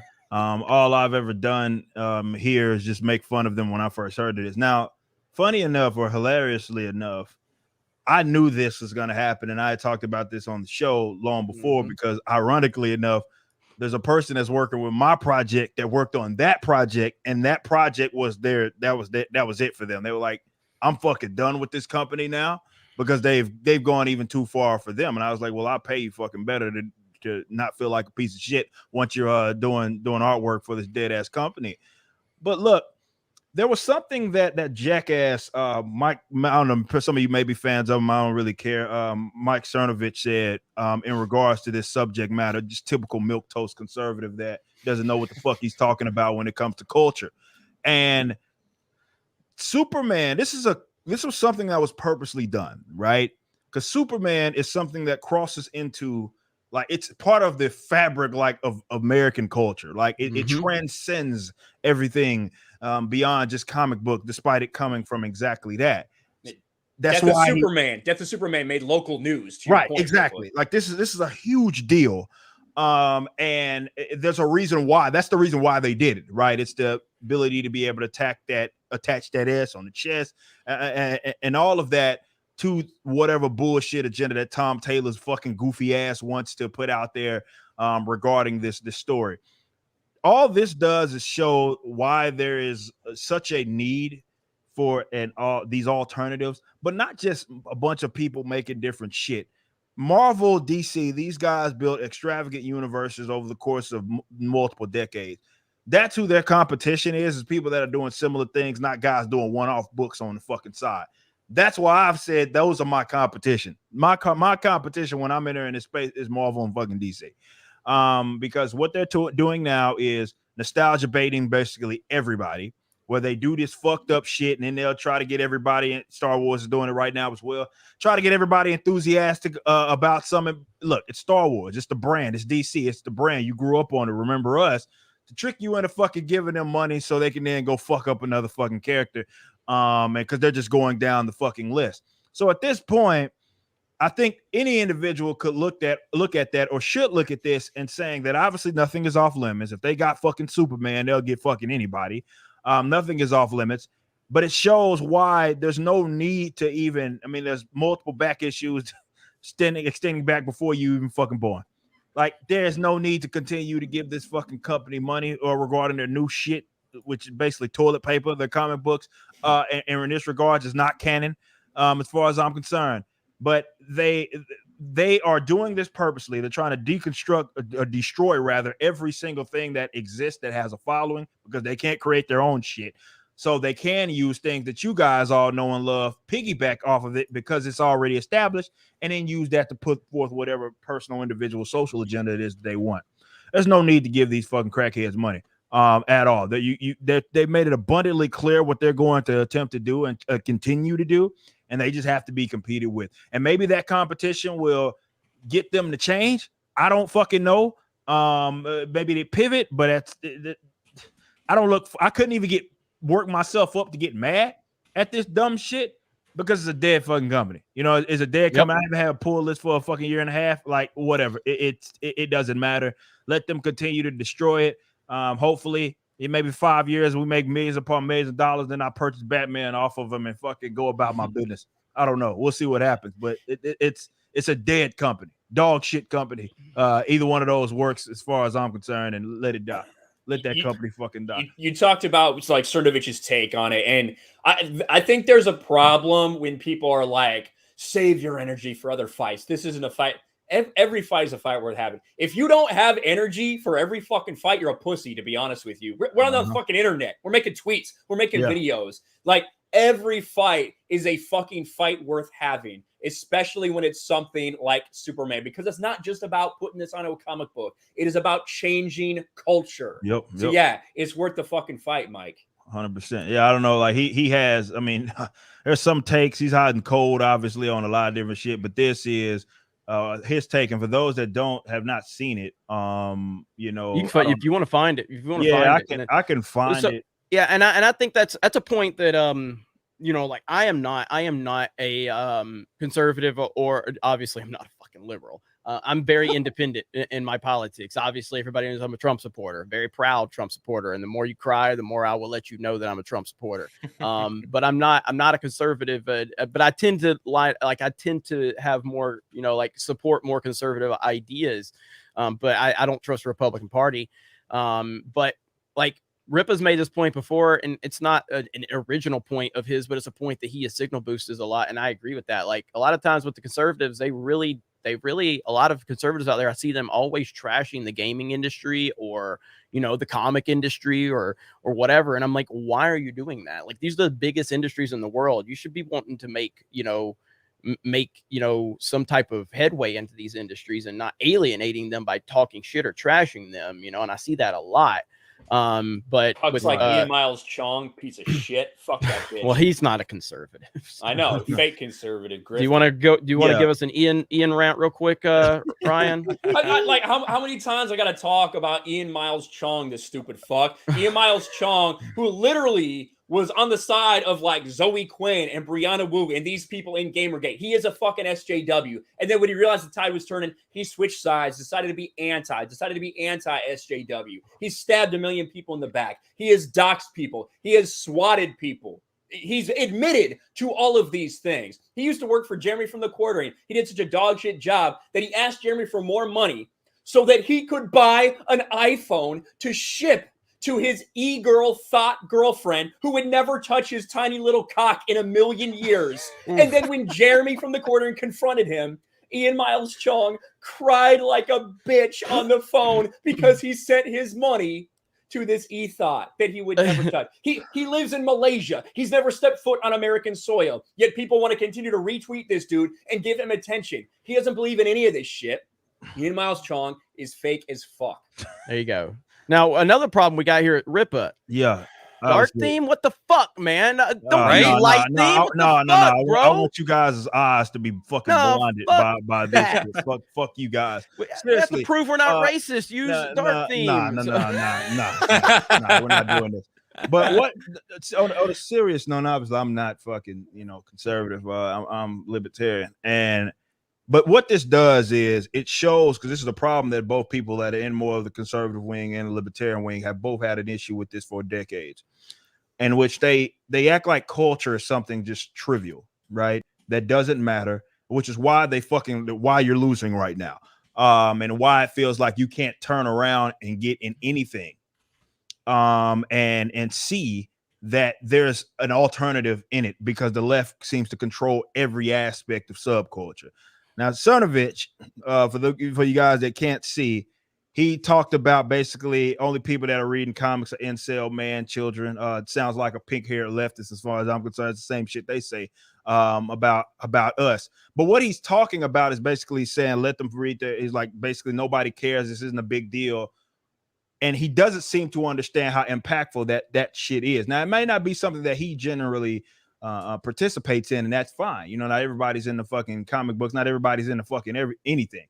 That doesn't mean that it's culturally insignificant, but this is why people that value liberty, which everybody here for the most part does, this is why they lose, because you think that, well, I'm the smartest person in the room, I'm better than everybody, I care about only what matters, I have the best ideas, therefore listen to me.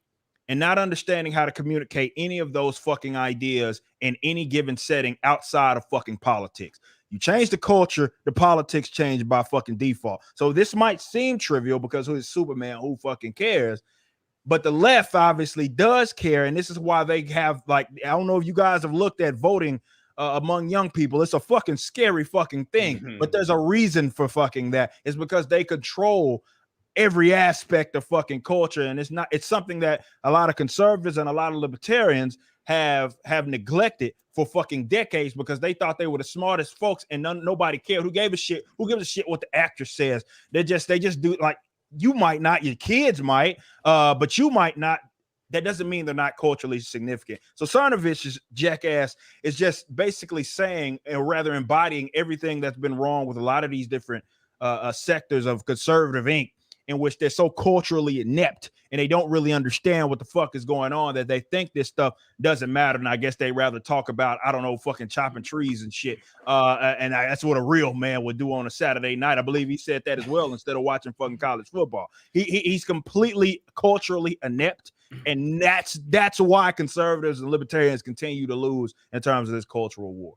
Nailed it. I think that's a great point. Adam, what do you think about it? You nailed it. I mean, there's, the term just go buy a farm. I'm without calling the person out.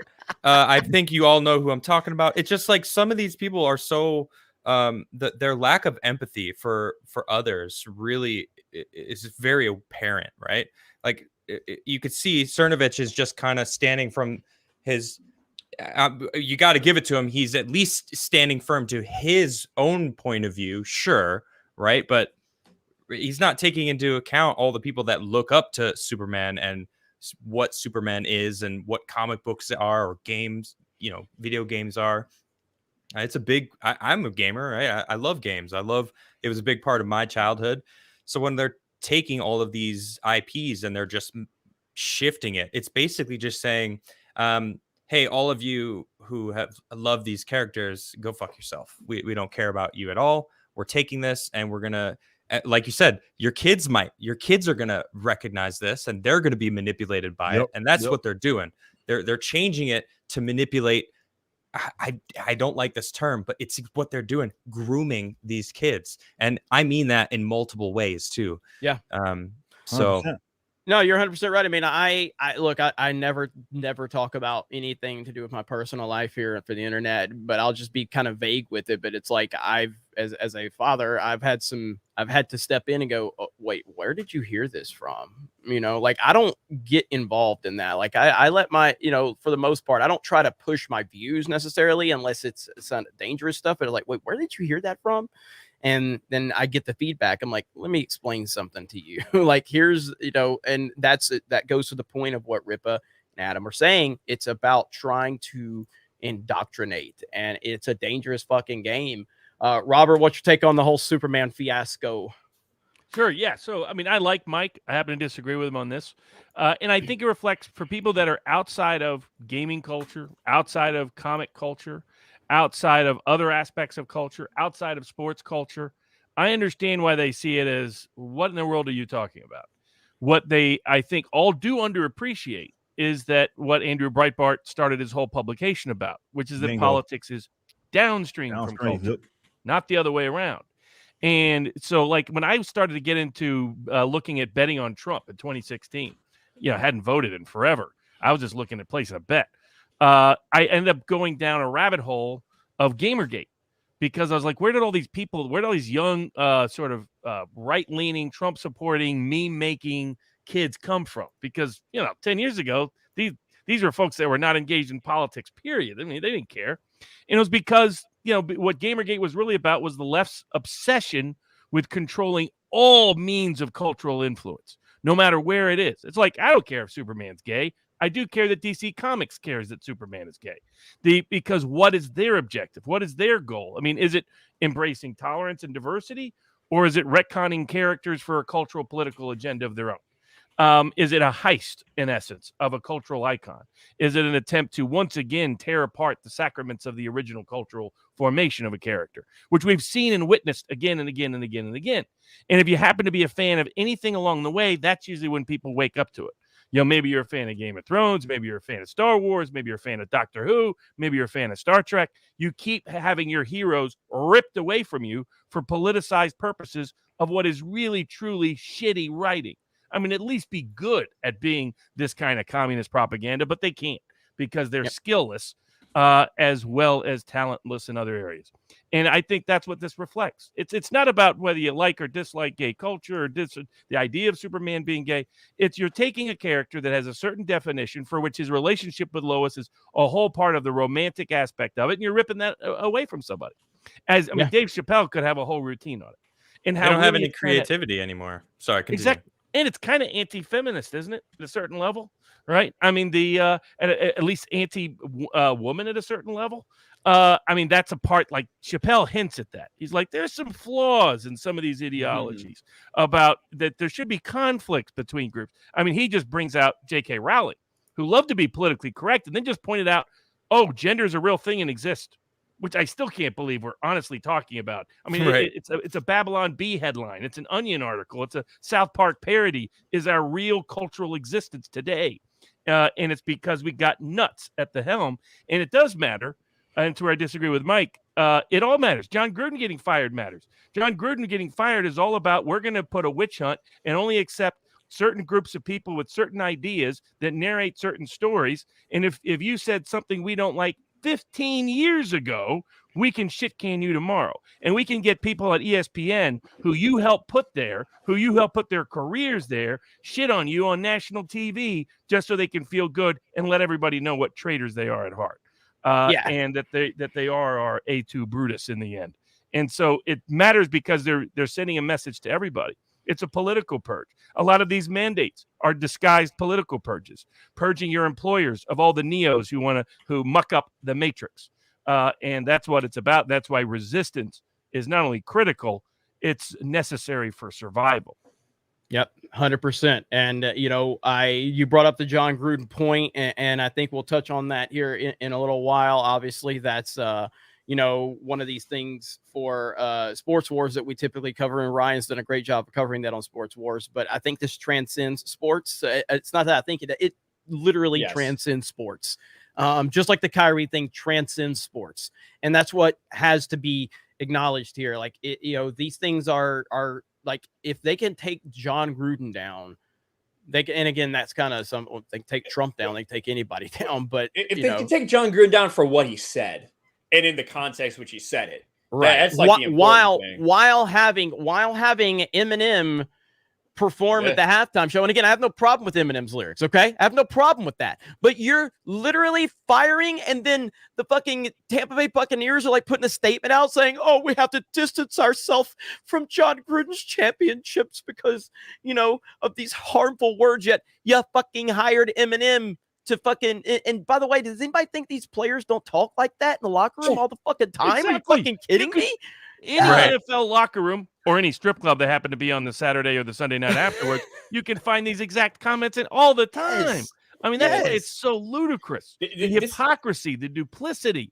I mean, Jerry Jones has never made any comments like this over his lifetime growing up in Arkansas. I mean, come on. I mean, it's all, but that's what's scary is this isn't about John Gruden. This is about an example to everybody else. We can take out a guy who's so popular within a sport that he has a meme of Chucky surrounding him from the other cross-cultural influence of who he is. This is a guy who helped save Monday Night Football when it was about to sink into oblivion as ESPN's flagship. So that's who this is. And they wanted to say, see, we can take this pop icon and destroy him in a single weekend, mostly with a hit piece by the New York Times that I kept trying to find the actual emails. Why couldn't they print the actual emails? They kept characterizing them. They just couldn't find them anywhere. I mean, it's extraordinary, which suggests that if you read the whole email chain, you'll get a very different impression about the statements. And a lot of this is like racist statements. I mean, basically, you're arguing with someone who used something that you want to call could be used or interpreted as a racist way. While don't we have a blackface prime minister of Canada? Don't we have a blackface governor of Virginia? That's who. I mean, that's who we're talking about, particularly in a league that can't talk honestly about Deshaun Watson, who's been credibly accused of sexually assaulting about 24 women. In different NFL teams are trying to figure out who they're going to trade for.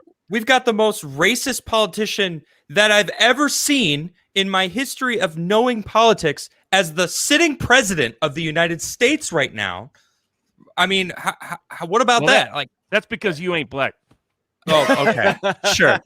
And John Gruden, like, to put it in perspective for people that don't know, right? Initially, John Gruden came under fire because it was one email that came out from 2011 when he referred to the head of the NFL Players Association, the union boss, effectively, right?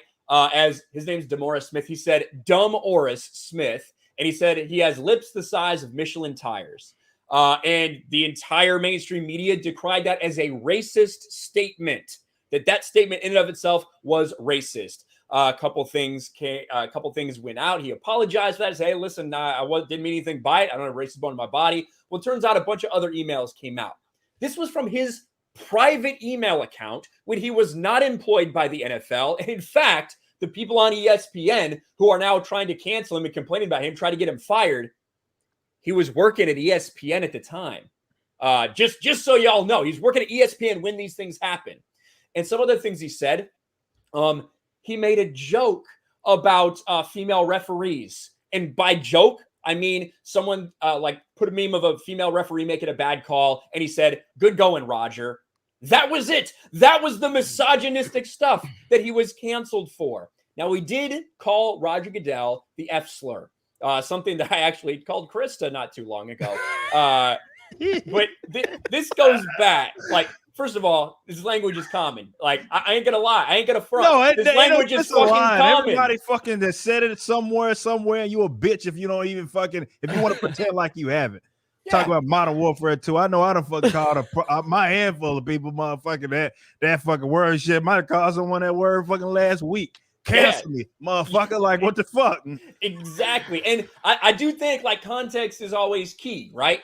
So in the famous words of Michael Scott from The Office, you don't call retarded people retards. You call your friends retards when they're acting retarded. Same thing with that word, with the F word, right? The only person he said that about was Roger Goodell. Who probably they have also called that as well, because absolutely like Roger Goodell. Other players, I'm pretty sure someone in the NFL is called Roger Goodell that. And that's the thing. You got Antonio Brown, who called the head of the Raiders organization a cracker, right?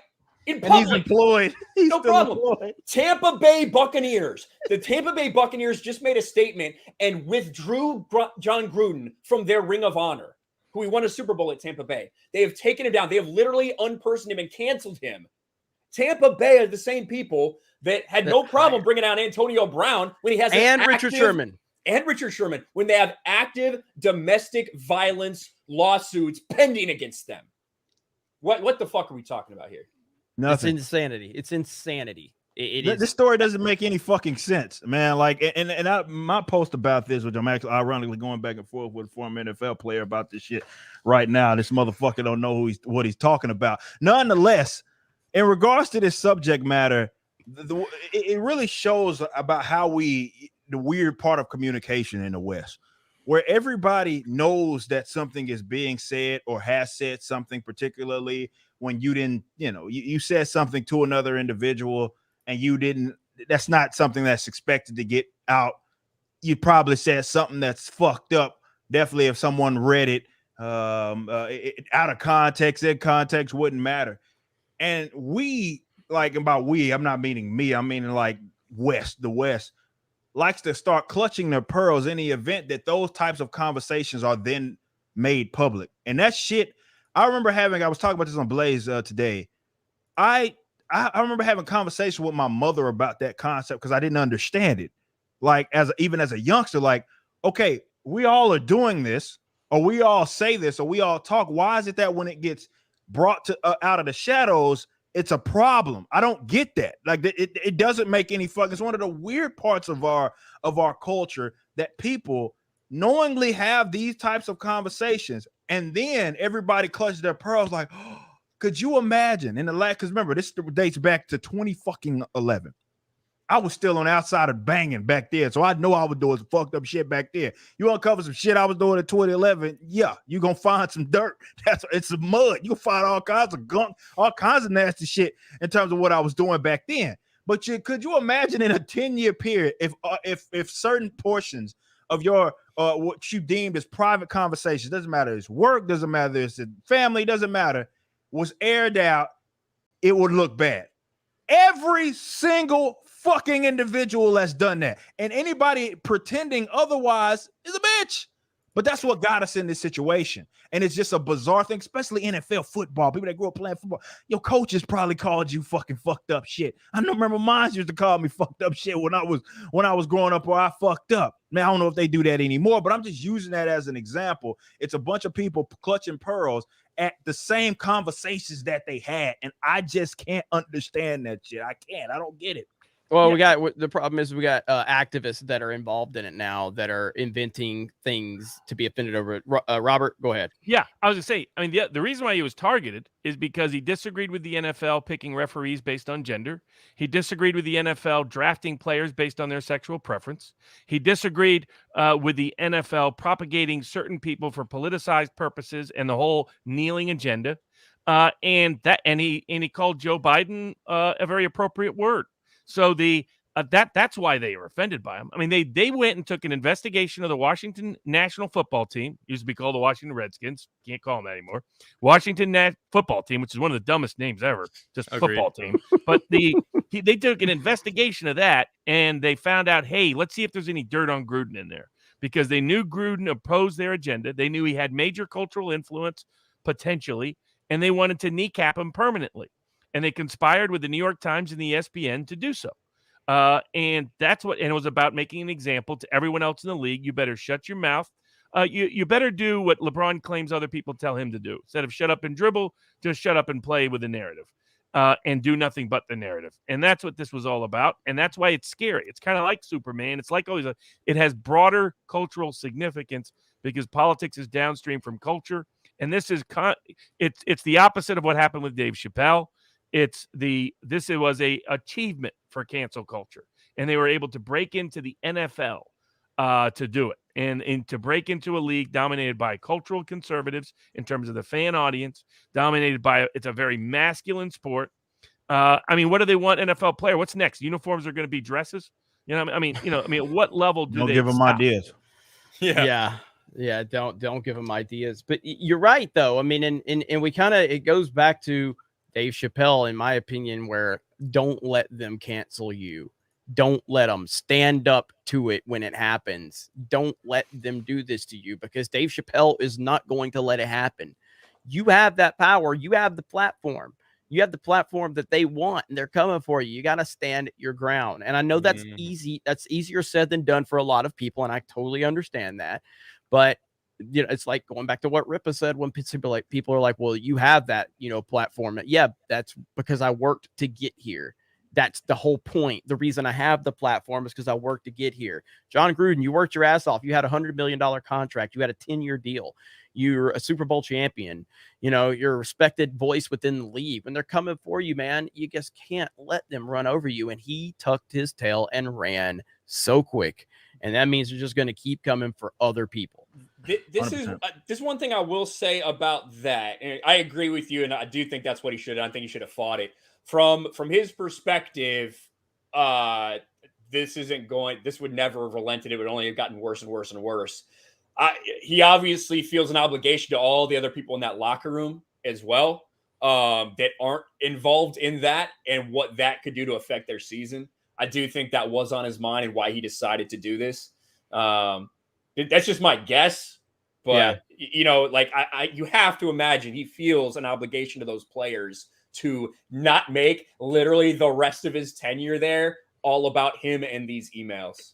That's just kind of something I think it was probably in his mind. I just think and again, and this is definitely more of a sports wars discussion right here, but we're going to have it here. And again, if you guys want our sports takes directly, go subscribe to Sports Wars. The channel's doing great. And, Ryan is running that channel. And obviously you see me over there from time to time, but the media only has the power that you're willing to give them. And we've seen somebody in the past, and this is where it turns into a sports wars talk a little bit. And I'll keep it quick, but you remember when Tebow went to Patriots and Bill Belichick literally wouldn't answer a fucking question when the media would sit there, when they would do it to every other coach and the coach would just play into it.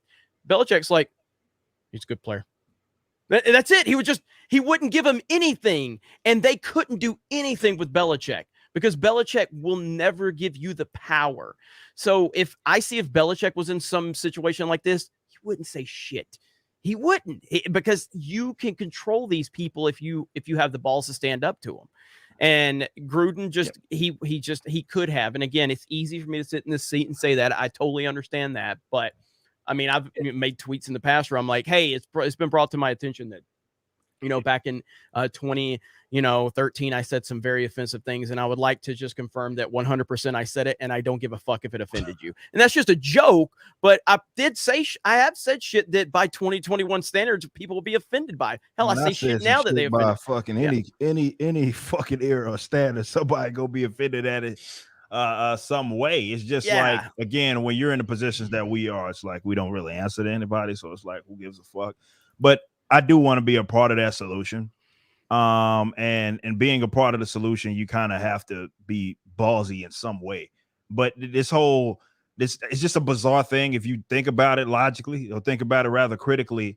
The fact that people get upset, irate at people having the same conversations that they do doesn't make sense. No, it's one of those things that you kind of just do, or people just do just to be doing it. But it has gotten us to this situation where it's been weaponized, right? Where people are, and of course there's gray areas, really, really fucked up things. You're talking about like children and all, like, that shit is crossing the line, but that's not what we're talking. We're talking about fucking banter. You know what I mean? Like, that's what we're fucking talking about. Like banter that you have, that, you may have said some fucked up shit. And if said, wrote down, read out loud, you'd be like, oh shit. You know what I mean? Everybody has said something of that nature. And there's no sense of pretending otherwise, but that's the issue. We do that. We pretend like that's clutch your pearls. Yeah, we clutch it. That's exactly what we do. It's like, oh my God, I cannot believe. I know I just said that to my colleague yesterday, but I can't believe he did that. Like, he's in a position of power. He has to be held to a higher standard. It's weird. It's a weird thing, but that's what this all is about clutching pearls at you as someone talking like a regular person to something that they reasonably thought that was going to be kept somewhat under wraps. And look, there's no individual on this earth that hasn't had a conversation like that where they would be either embarrassed, or they would rather it not be out there because it looks really bad or it sounds really bad. But all the pretending shit is what got us in this situation. And it's being weaponized by the worst people. Like, these people ain't got no fucking, like, the dirty shit connections and all this shit that a lot of these people that demonize these folks have. The list is, I mean, it's up there. You know what I mean? Like, it's like what we deal with the Hollywood. Everybody knows there's some crazy shit going on in Hollywood, but those are the main guys that's pontificating about how bad you are because, God forbid, you didn't vote in the way that they did. It's an insane thing, but it is. We talked about it earlier, the classic projection, but it's weird. I don't understand it. And even as an adult, I just don't understand why you talk like that. Someone close to you talks like that. You've said something similar, but it got brought out of the shadows for someone else's conversation, and you're going crazy. Like, explain that shit to me. Yeah, I mean, I didn't hear some of what you said. I had to go get more drink. I'm drinking non-alcoholic water. So non-alcoholic water. Because I don't drink. But cheers. Yeah, there you go. See, me and Adam, we're just we're connected like dihydrogen monoxide. So again, I want to thank everybody for this amazing turnout, and we're not going anywhere. So I just want to make sure that Barnes and Adam, you guys are good to go. Do you guys at any point you need to bounce, just let me know. You know what I mean? I appreciate you guys being here. You can stay as long as you want. It's been a great conversation. We've covered a lot of different topics. I know we got super chats to get to, and I will get to those. Just I don't want to interrupt the flow of conversation. But if you guys are enjoying this, please smash that melee button, share this video out. Let us know what you think. And we're going to be here every single Tuesday. And we're looking forward to future discussions and future shows. So thank you guys so much. Shout out to Mr. Grant Gregory for that, amazing intro. And he's going to be doing more for us. So you guys make sure you go mods, drop a link to his to that video if you can. Krista, if you can get that for them. And we're going to keep moving forward. Now, Adam. Yep. You got some coffee, don't you? You want to tell everybody about that Crigler coffee? Sure. Yeah. Free plug. I'm down. Yeah. Of course. I got my mug right here. You know what it is? There. Well, hello, everyone. Welcome to my new show. I am taking over. Ladies and gentlemen, welcome to the main event. No. So, yeah, I was sick of going to the store and trying to pick a good thing of coffee because let's just face it, coffee, it's delicious, But if you go to the store, you never know when the coffee is roasted. And I was kind of sick of that. So I decided to just go ahead and start my own coffee company. And it is roasted when you order it. And it actually has a little sticker on it that tells you when it was roasted. And it's always roasted after you order it. So you know it's fresh. It's actually some of the freshest coffee that you can get.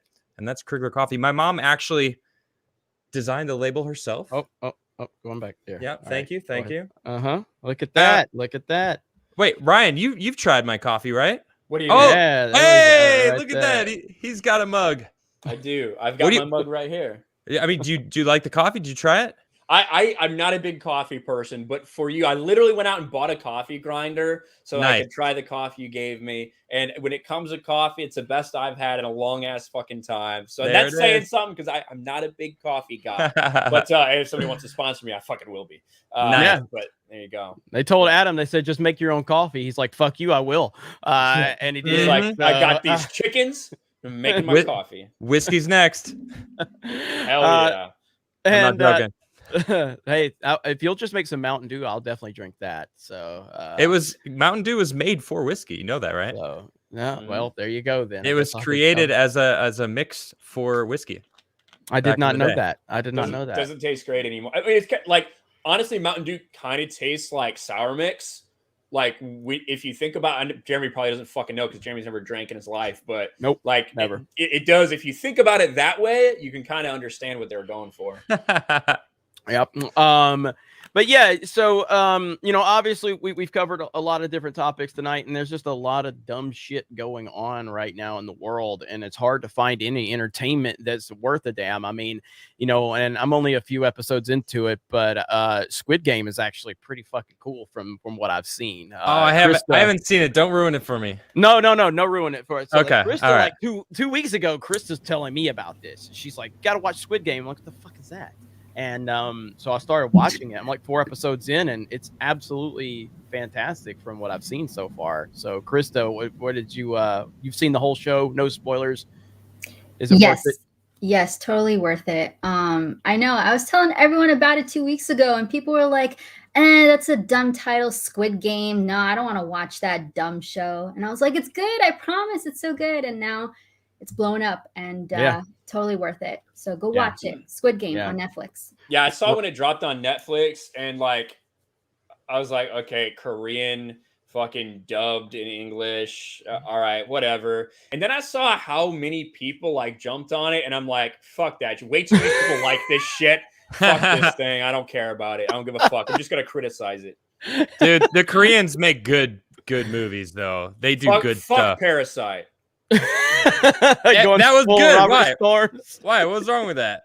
No, it's a joke. Like, okay, so okay. There's this YouTuber, Robert Storms, and what had that all play out? He did he tweet it or did he say it in a video? Video. He was like a drunken rant. He was like, I don't know. Why are we giving Korean stuff to here? There should be an international. There's already an international one. Why is it winning best film?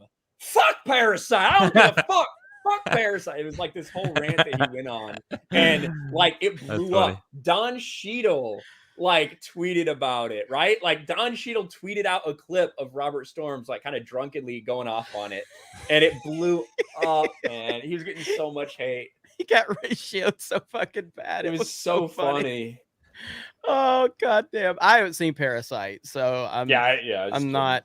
So Krista just drops this link right here. Let's see what I'm looking at here. Oh, so Squid Game is Netflix's biggest series launch ever with 111 million viewers. Wow. So it's the biggest launch ever. All right, I'm going to say it right now. As soon as I get off this show, I'm going to go watch Squid Game. You're going to be pulled in with that first episode is all I'll say. All right. Yeah, I know. Az from Hill versus Babyface tweeted out that he had watched it and he watched the first episode, and I'm on episode 4. So again, there's not a lot of good entertainment out there, but generally what's being made good is not coming from the US. That's for fucking sure. So Squid Game is legit from what I've seen, and I haven't seen it all, but the first 4 episodes, I'm 100% invested. So everything woke turns to shit. Yeah, everything. Yeah, you know what? I think I have that clip of a young up and coming politician saying Don't that. call him a politician. Everything woke. It's true. Everything woke turns to shit, okay? There you go. There you can go. hear Krista typing in that. Yeah, I know. I need to get another clip there. And also, just a reminder, because we have been for 2 weeks, we have not played Mario Kart, and Mario Kart will be back on Sunday, and we'll be back in full force. Ripa's been fucking practicing like a fucking crazy person. I actually did touch it one time. That was it. So that's just what he's gonna say. He knows how to go offline when nobody can watch him. No, I don't even know how to do that shit. But you're gonna see stuff like this on Sunday. We're gonna get you, assholes. Just know that. Fuck them! Fuck them! Sick of their shit. I don't fucking care anymore. I have seen enough streams to know that does happen. Oh, I've seen that. So I've seen that happen. So good, dude. And I want to give a shout out to Robert, because Robert's the reason we were able to get Alex Jones on FNT. Robert put me in contact with Alex, and that was awesome, dude. I really do appreciate that. That was holy shit, man. That was huge to have him on FNT. It was wild. So maybe we'll get him on the main event one of these weeks. You never know. You never know. Imagine seeing Young Ripper and Alex Jones on the same stream. What the fuck? Oh my God. Oh man. Or maybe I'll just give the floor to Krista and let Krista and Alex Jones be on the main event and see how that goes. So what do you think about that one, Krista? Oh gosh, I don't know what we would talk about. He would tell you all about some stuff. Trust me. Alex would figure out what to say. Trust me. I know he messaged me the next day, and he was so low key, because he sent me like a voice clip, and he's like, "Hey, really appreciate y'all, sorry if I overrun you. Yeah, I kind of get on rant." It's just like, it's so funny, man. I'm like, dude, we know how to get the fuck out of the way when Alex Jones is talking. It's all good. But yeah, it was really cool, man, and I really do appreciate Robert making that happen. That's the type of stuff where we you meet cool people and you make connections and things like that. And we're going to continue to do that. We've all got some good stuff going on. Locals is kind of been your focus. It seems like, Robert, I mean, you want to tell everybody about locals really quick? Oh yeah, sure. Cause that'd be perfect. Cause I do got to bounce, but I'll get some of that great coffee. You got to hurry up and get it before it's gone. But vivabarneslaw.locals.com. The main thing great about locals is I was loosely talking to Dave Rubin all the way back when he was originally setting it up, because I was at the time working with Alex Jones, trying to deal with, he was the original guy. He was the first guy targeted for mass deplatforming, mass public censorship and shaming and cancel culture writ large, economically, personally, politically, professionally, you name it. And he's done a great job battling back. And instead, he's become a meme icon, that he's everywhere. I mean, he's all over the place. And it's just genius and great. There was one out today that they made at band.video, which had somebody referring to Alex as their daddy. And so this little blonde girl was saying Alex my daddy. So it was just they were just playing around with it. It was fantastic. But what was good about locals is it's a censorship-free platform. So I set it up about a year ago to do this, because I knew that the information we were talking about, Viva and I, was going to not be allowed on YouTube soon. That we weren't going to talk about details about election fortification. We weren't going to be able to talk about certain mandates and the medical and scientific issues surrounding those mandates.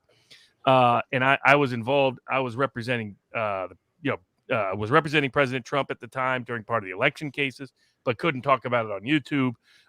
Even after the fact, because it was, banned topics that they were all of us were going to ultimately be Alex Jones.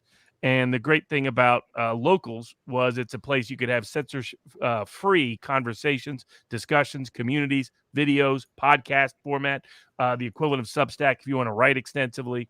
It was like the old school message boards. What those used, you guys probably don't remember, but I remember, the good show Halt and Catch Fire, which gets into that whole history if you want to see it, and for those people who didn't necessarily live it. But, message boards were like the original community where people could get together and discuss, like the meetup in Vegas of there's a thirst for a real community of real people who happen to share certain interests in certain topics and ideas. And it was revolutionary at the time in the late 90s. So for those of us that had very iconoclastic interest, to find communities through this new digital online platform was awesome. And then it was the most free speech, free communication, free conversation, free information ever. I mean, YouTube was sending Alex Jones awards 10 years ago. And it's like, this is fantastic. I can find any perspective, any idea, you name it. But now they've taken all of that away. They've converted it like what they've done with Superman or Game of Thrones or Star Wars or Star Trek or Doctor Who or any character, or He-Man and making him He-Man, She-Man. I don't got a problem with, you want some lesbian characters? Okay, no problem. But you don't have to make He-Man into She-Man. I mean, come on. It's the same dynamic. And so this cultural desecration, this deprivation of core liberties that we spent centuries help building up, going back to ancestors of mine that they hung in the Tower of London a few centuries ago because they told the king to do what Dave Chappelle told the cancel culture to do. So Locals is great because it's a place where we can create and curate a community where there isn't manipulation by algorithms. There isn't any censorship beyond what I myself do. So if you're uncivil, undecent, you stalk, you harass, I can kick you off, but that's it. It's not violating some speech code. It's not breaching the narrative. The whole point is to have that independent narrative heard. So you, the audience, get to pick what you want to believe and what you don't want, what you agree with and what you disagree with. That was America fundamentally. Like Draymond Green, we were talking earlier. He said, isn't America supposed to be about freedom? How do we get away from that? Yep. And yet that's where we're here. And that's why I'm at Locals. It's a place that can promote and preach freedom. It's why what Geeks and Gamers does is great. It's preaching and promoting freedom within the gaming community, the cultural community, the comic community, the sports community. That's what Sports Wars is about. And you can make a little bit of money at the same time if you follow some picks. All of it. So it's resistance at every level, and we need community to help make it happen. It's the audience that helps make it happen. And it's very important that what Geeks and Gamers does, because all of us are part of a real resistance that must survive for our own cultural survival. Absolutely. Well said, man. And you're the reason I started looking into Locals, because you tagged us, and that was kind of before we met, really got to know each other. And, and I told them when they reached out, and they were great. They were awesome. The people at Locals, the top people at Locals reached out to me and Ryan. We had conversations with them, and I told them, we've already got the website stuff going on with our premium membership, and we do stuff over there. So, I mean, we're not really, we want to get in the door and kind of get this started, but it's a struggle because we have so many moving parts. But they're like, take your time, whatever it takes. But we definitely need to put more focus on Locals, and happy to have you on Geeks and Gamers for the first time on the main channel. So it's been great, Robert, and look forward to more Sports War stuff with you and everything else we got going on, because Robert was at the Vegas meetup. We got to meet and hang out for a little while, and that was really cool. So appreciate everything you've done, man, for us. Fantastic. Thanks, everybody. Hell yeah. All right. Have a good one, buddy. Have a good one, buddy. All right. Bye. All right. So that was Robert Barnes. It was awesome having him on for the first time. And I'm going to read some of these super chats real quick. Some of them are for Adam, just promoting his coffee, because that's what they do. And it's awesome. I love the way that they intertwine a regular comment and then kind of move into the promotion. That's good stuff right there. I'll get this one real quick. Ryan, where did you get that rad shirt? Says North Viking. Where did you get that shirt, Ryan? I actually got it on my TeePublic store. That's where I got it. Look at that. I can pull it up really quick. If we want to do a little merch plug, we can do that. Of course. Mike Hill becomes a member, been a member for 8 months now, so you probably re-upped. Thank you so much. Brightest day. Holy crap, what a panel. Hell yeah, it's been a hell of a good stream. We got Docs GR has become a member. Tom Brown has become a member. Crispy Nokin. This panel is awesome. Hail to Geeks and Gamers and the chat. Fuck cancel culture. Malvin has become a member. Thank you. Another one, I'll read this one just because it's good, and then I'll share your screen, Ryan. North Viking against this Hail Tuesday night's main event. This is a great show with a fantastic intro, so I'm glad to stay up for it. You can stay up late too with the help of Crigler Coffee at criglercoffee.com. It's just so well done. It's almost like, that reminds me of like the old school Mick Foley promo where he's like, it's great to be here in Minnesota, and it gives a cheap pop, you know. Like, I know you remember that shit, Rippa, with the cheap pops from Mick Foley. So good, so good. All right, there's a cheap pop right there for Ryan. This is a cheap pop. This is over here on TeePublic. I saw a couple people saying on my Teespring. No, it's TeePublic. That's where I'm basically putting all my new stuff. The one I'm wearing is this one right here. So just like the white with the stars. But I decided to do a couple new things since I launched Patriot Outpost. And yeah, I love it. I'm digging it. So you can head over there if you want any of this shit. I know I've seen a couple people that bought it and tweeted out the Instagram pictures. It's all awesome, guys. So I really appreciate that. Yes, loving it. Loving what you're doing with Patriot Outpost, man. I again, knowing you for, as long as I have now, knowing it was so hard for you to not just talk about all the shit going on, and now you've got that outlet over in Patriot Outpost doing good stuff over there, man. So love to see it. Love to see it. SBD Girl says, just think when you can get your compound going, you can have a division dedicated to locals. Yeah, I mean, I really like what they're doing on locals. And again, it's just one of those things nothing is guaranteed. But I mean, I know, Adam, you're on locals. I am, Rippa's got 10,000 things going right now. I don't think he's on locals at this point. No, I'm not. I'm not. So, I got a million things going.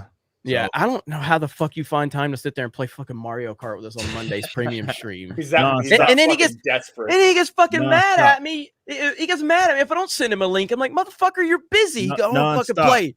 So, although he didn't show up last night because he was scared. Nah, man, I didn't. I woke up and I finally saw Krista's. Krista showed me the screenshots where you said, "Don't tell Jeremy." No, but she showed me the screen where you messed back. She's like, "Don't tell Jeremy," but I'm really scared. Now, that's fake news. That would be a Photoshop. If that was sent, that was fake news. Oh man, Dr. Rachel Lindbergh becomes a member. She was at the Boston meetup, and she actually won that Turbo Man that we all put our stickers on and did a giveaway for that. So congratulations to Dr. Rachel. It was great meeting you, and we appreciate you being there. Yeah, Jester Feather says, I missed you in premium yesterday, Rippa. Yeah, Crimson was talking shit, which he whooped my ass all night. Yeah, he's like, he was playing with Roy. He was playing with Roy. Yeah, no, when I saw him playing with Adam, he was playing with Roy. It was good stuff. So Robert Crawford, hail Geeks and Gamers, and Adam, spin it. Let's go, Brandon. Hashtag hung Rippa. There we go. Disillusioned man. Congrats to Lemus for coming out as a woman. There you go. Congrats on that, Ryan. Proud of you, buddy. Yeah, proud of you for that. Krista, can you pull up the video of what happened with him in the window where you, the one you recorded where you were cleaning the window? Can you find that? TikTok video? Yes. Yeah, just share it, Krista, when you find it. No rush on that. It was so damn funny. One Rough Girl for $4.99. Thank you so much. The Ghost of Flea becomes a new member. Thank you, Brian Gates. Hey, yo, I'm drunk. Brian, nice to meet you, y'all. I'm Send M, the letter M. Well, you sound drunk, so thank you for the super chat. Although if you're that drunk, he warned you. If you're that drunk, you should probably put extra couple of zeros on that super chat. Just saying. If you're that drunk, you got to prove it to me, okay? Misspelling your words is one thing, but actually accidentally sending a couple. I'm kidding. Not really though. Tom Brown, ask a Raider fan F word for the NFL. Or let's see. Ask a Raider fan F word the NFL. Release the 650,000 emails. How many emails are there right now that they've 650,000? Well, yeah, okay. So this entire thing is an investigation into the Washington football team after all the allegations of like sexual misconduct or whatever by the entire Washington football team staff, right? Redskins, say fucking Redskins, because that's what they were. And that's what still are to the vast majority of people. But it's very interesting, isn't it, that of all these emails, John Gruden's are the only ones that get highlighted. John Gruden, who wasn't an NFL employee. John Gruden, who had, it was probably like John Gruden69 at gmail.com was probably like the email address that he was like using. You know what I mean? But none of the other shit, all the people were actually NFL executives, all the NFL owners. I guarantee you there's emails between owners. There has to be in this. Yep. There ain't no way there's not. A lot of people may be high up in the NFL right now that maybe 10 years ago they were an executive on a team. Now they're maybe over in New York. Nothing about that. Owners run this league, and John Gruden is not an owner. John Gruden just got the boot because those are the only ones. Now there's calls for them to release all of the emails. And man, heads will roll if that shit happens. Yeah, they will. And they're going to protect themselves, though. Right here, this is a clip. Oh, go ahead. Go ahead, Ryan. It's like one thing if like John Gruden is saying these things in like in front of like the team or something, right? Yeah. Or like addressing like a gay person specifically. He said that too. Like that's not what's going on here. It's literally just shit talk. That's all that's happening. It's a disgrace. All right, this was in Boston. Go ahead, Krista. So Ryan. No problem. $5, so that's all. I'm cleaning your window, so you owe me $5. Just so you know. It's clean now, so you owe me $5. Oh my gosh, he's coming here. Yo, you're terrible at that. He doesn't even finish. Look, he just leaves his soap on it.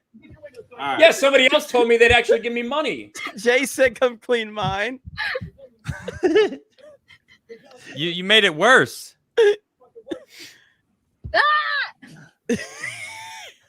Thank you. No. You go away now. You did a great job.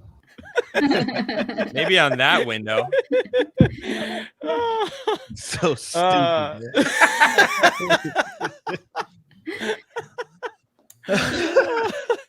That's what we do. That's what we do. I like. There were so many memes coming from me. Like he did a great. Thanks, Jay. There was so many people. So many memes coming from me in that outfit that day. That was the one where you put up the Matt Damon one, right? I think so. Yeah, that was good, man. Ryan's very memeable. Not as memeable as Jay, but pretty damn close. Well, the two of you guys on that freaking horse or whatever, that was it's like memeable for like the complete opposite reasons. Yeah. Jay's just like happy-go-lucky, and I'm literally just pissed off about fucking everything. I can't believe I'm on this horse. Look at that picture of Ryan. What are you doing? Start close to this. You gotta show the picture of them on the horse, though. I'm standing there like getting ready to run because I saw like I was waiting for you to start recording and I was gonna run. So I'm like, like standing there. That? I'm standing there like ready to go. Is that your normal stance? Is that how you normally stand? Okay. It's such a weird picture. But there's people in replies to this. It's like, well, it looked like a crackhead. They literally think I'm just a homeless dude. They're about to pound.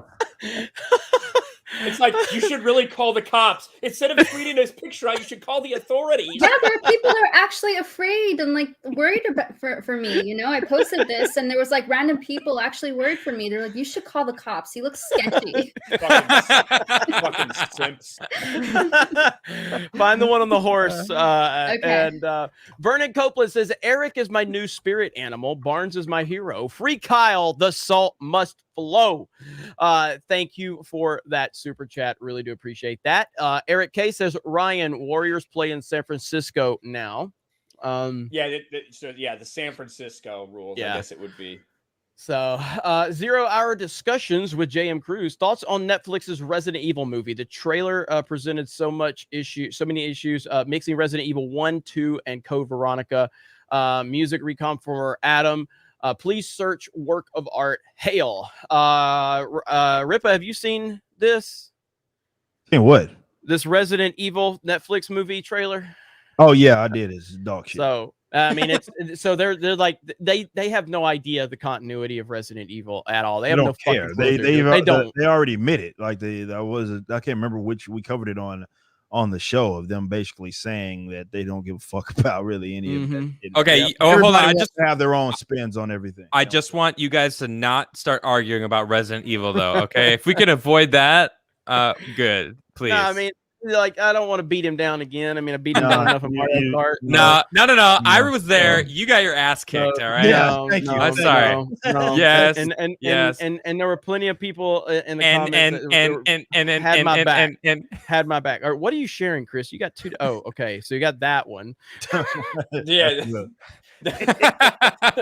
We're just standing there at Walmart, and Jeremy's like, "Hey, can you just tilt your head a little to the side? I want to take a picture." That's good, man. That's good. Corporate wants you to find the differences between these pictures. They're the same thing. And then we got this. So okay. He looks so unhappy, and Jay's so happy. The look in his face. I never saw this video. I just saw a picture. This makes it so much better. Wow. That look at the end. You're like, kill me now. You gotta love it. You gotta love it. Jay's having a blast over there. Yeah. Brown Gaijin says, to be fair, LeBron defended Irving in a small tweet. Did he? He's probably like, I support my boy. I don't know what the fuck he said. I want to know what he said. I'm actually intrigued. Yeah, we have to look that up and see. I'm actually intrigued. Gilbert 5452. Krista, does Jeremy have hair? What was that? Sorry, I was listening. What?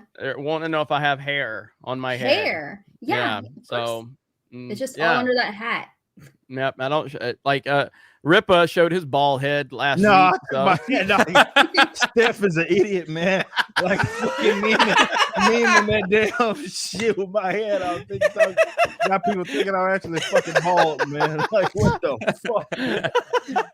Too late now. Oh damn it!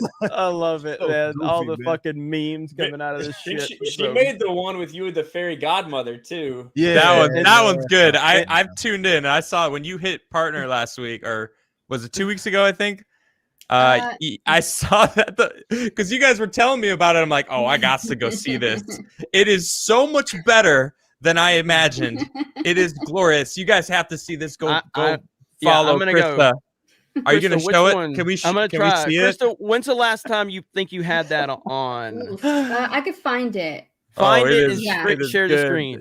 So and make sure you go follow Krista over on Twitch. Her with that beautiful check mark over there by her name now. She's partnered. So she had Jay Hellstorm take that fucking fairy godmother bullshit that Steph memed and turned it into a GIF, and then she plays it. I know Ripa the first time he saw that shit. It's the Farah, the fairy Ripa mother. Oh my, it's so bad. It's man. GFAB. It's so bad. G-Fab.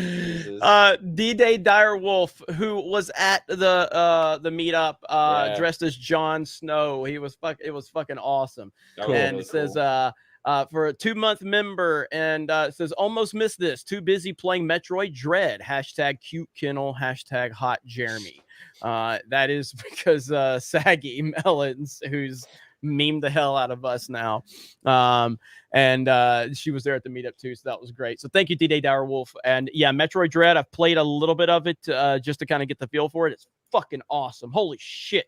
I can't wait. I'm gonna stream that over on Twitch at some point. And I know Krista, you're gonna stream it this week too, I think, on your Twitch channel. So Dread's badass. It's really fucking good. Cool. It's really fucking good. Now, you know, if you played the Prime games, but you haven't played the 16-bit and 8-bit Metroids, I would recommend going back and at least getting familiar with like Super Metroid and Metroid from the NES before you play Dread. But Dread is on point from the little bit I played. Cannot wait to get further into that. And it's not an easy game. From everything I've heard, it's a very challenging game, like to the point where people are, and I'm not talking about these fucking journos that don't know what the fuck they're talking about. I'm talking about actual people that know Nintendo games, and they're like, this is not a, it's kind of like Donkey Kong Country Tropical Freeze, which was a fucking hard ass game. If for people that played that was a fucking hard game. It was not easy at all. And so it didn't really have that kind of wide range appeal. And they were saying like with Dread, like a lot of Nintendo channels I follow, they're like, this game's hard as fuck. And I don't know how much, so they don't have an easy mode for the journalists. Yeah, apparently not. So poor. Is it like fucking Mega Man or some shit? I always thought Mega Man games were pretty challenging. Mega Mans are always Mega Mans are always hard. tough. Yeah, Mega Man are hard. So is Tropical Freeze. I remember the first time I played Mega Man, like it was at a birthday party and somebody brought over their, I don't know if it was a Super Nintendo or what it was, but they brought over a Mega Man game. We were like, oh yeah, fun. And it was like, this is fucking miserable. Like it was just probably so Mega Man 2. hard. Mega Man 2. What was it? What did they bring over? Super Nintendo. Super Nintendo. So I mean, I don't remember. I know Mega Man 1, 2, and 3 were on the NES. I don't remember after that. Mega Man 3 was like the last one I was really into. It is because we're all like taking turns, right? So you like go through your shit, so you take turns, so you couldn't like get a good feel for it. So everybody just kept getting fucking destroyed. Fucking garbage. Mega Man games are hard as hell. They really are. All right. So Jesus says, wear the wig, Jeremy. Why is this such a fucking thing? I wore it like one time on a Friday Night Tights dress up shit that we did. Now it's like a big thing now, apparently. I think it's probably because last time someone asked you that question, the answer was which one? Like, well, because I did. I had like wig do you multiple want me to wigs wear? that I was wearing for that thing, and I guess like Krista wanted everybody to clip that shit to make it sound like I got a bunch of fucking wigs. They're not my wigs, but Sure. Jesse Ritchie says, "Love seeing this collaboration right here. Much love and respect to all of you. Keep on keeping on, guys. Thank you." And yeah, we're gonna keep on trying to build this show up. And you know, like I said, with Ripa, like when's Ripaverse come? What's the plan? Just and I know you've answered it, but we have new audiences, so he knows. No. He repeats shit all the time, just like I do. on radio, man. So Yeah. I know you kind of got to do that. Yeah. Well, hopefully by the plan is to at least announce book 1 and have everybody be able to get their pre-orders in by the end of the year. So by the end of December. The reason why I have enough material to show it now. The reason why I'm not doing that is because I don't want there to be a long process between you knowing about the book, you being able to pre-order the book versus you getting it in hand and the fulfillment being kind of done. I just want that to be a quicker process. So by the end of the year, so we're talking about maybe the latter half of December, we'll go if it does stretch out to early January, it does. But the plan is probably by the end of December, it will be announced. It'll be announced, about the project and everything else that's going to be associated with. And yeah, like I said, this is a big deal. This isn't a half-ass thing. I put a lot of fucking money and effort into this project, man. And I can't wait for people to get their hands on it. Hell yeah, man. All right. I love that approach too. Cause like when you like fund something, you're excited about it. It's awesome. But when you've like then changed addresses 2 times before the Indiegogo comes out and gets fulfilled. No. That ain't how to do it. Want to run into that problem. No, that was actually one of the big reasons why that exact point of my team was talking about people changing addresses and all of that. We don't want to be doing fulfillment 8 months down the line. And also, again, considering who my competition is, that's not conducive to just try to have these books come out over that long period of time. We need to be getting substance out to you guys as quick as we possibly can. Big books, though. I'm not doing like a 20-page book with fucking ads and shit. I'm thinking more closer. The first book, for example, will be almost 100 pages. So they'll be meaty. They'll be meaty and a lot for a lot of people to read initially. They're gonna be girthy. Yeah, girthy. Veiny. That works. All right, Krista, you were just sharing something. What happened? Fucking She's cancel still me. muted. You fucking John Gruden. I forgot to share audio. I'm sorry. There we go. All right. All right. So here we go. Right here. It's glorious. What the fuck? I love how you're just talking, and I'm like, We would rather the praise and yeah, that was what we were talking about. What were we talking about? We're talking about some football related, underrated versus overrated. Yeah. Yeah. And he had no idea. He had no. Yeah, I didn't know that this was even going on. It's fucking stupid.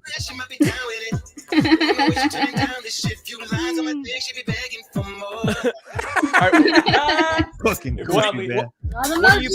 What are you playing? Because is that gonna get? Yeah, is that gonna get us hit? No. It's free. Non-copyright. Yeah, Okay. yeah. But yeah, that's again, that's Chris's Twitch channel. She's put a lot of work into that. She's stupid, man. She's partnered now, so you guys make sure you go follow her over there. Really happy for her getting that done over there. So yes, something come like check that. out me and GFab. That kind of diversity and representation and pride, like that kind of thing, can help you get partnered on Twitch. Ripa helped her get partnered with his excellent dance moves. Thank you. Glad to help. Yeah, in Rip's case, it's representation. So, representation.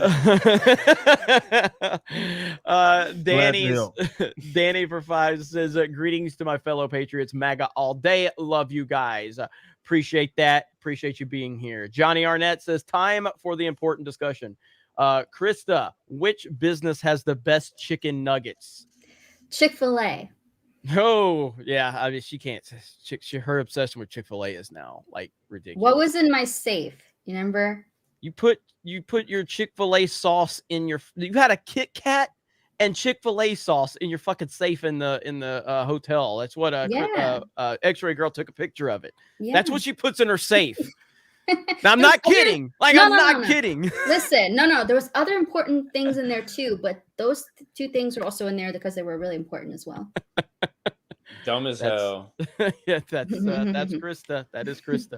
All right, let's see. As far as me, I mean, it's so hard to make that decision because it's kind of. I mean, McDonald's chicken nuggets are pretty fucking on point. They really are. But I mean, I like McDonald's chicken nuggets a lot.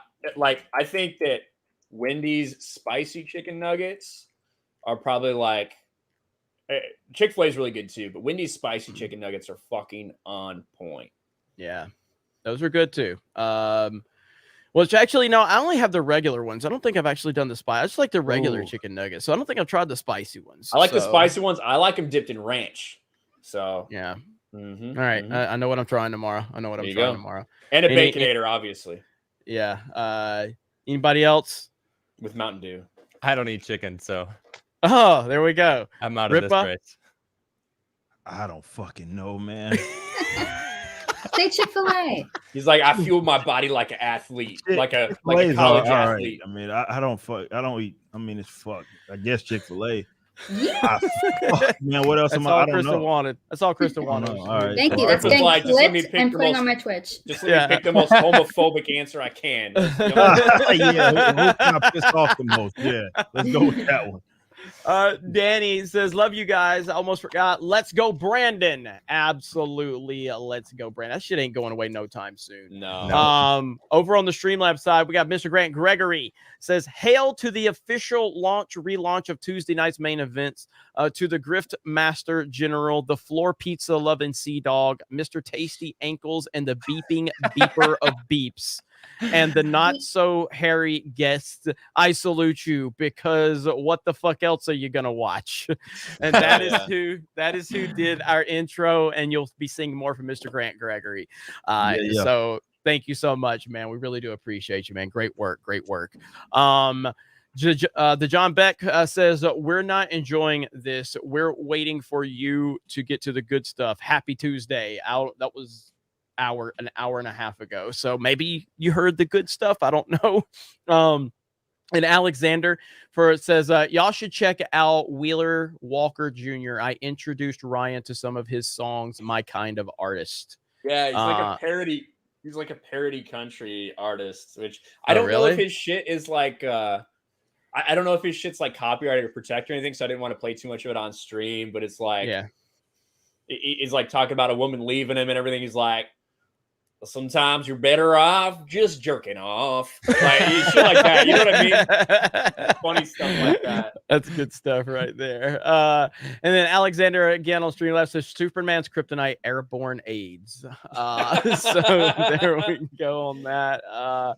What a fucking world we live in right now, man. Well, now you really have to ask yourself these questions. Like, does Jay Nakamura or whatever the hell that pink-haired dude's name is, does he need to bring kryptonite with him if he wants to get in?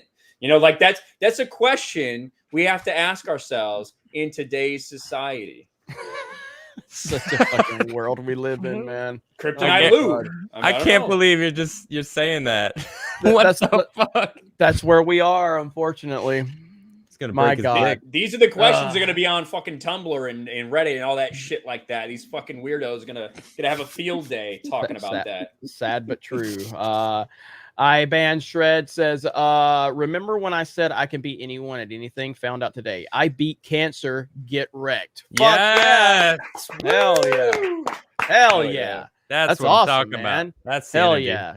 that's great news. We really do appreciate that, and appreciate you giving us feedback on that.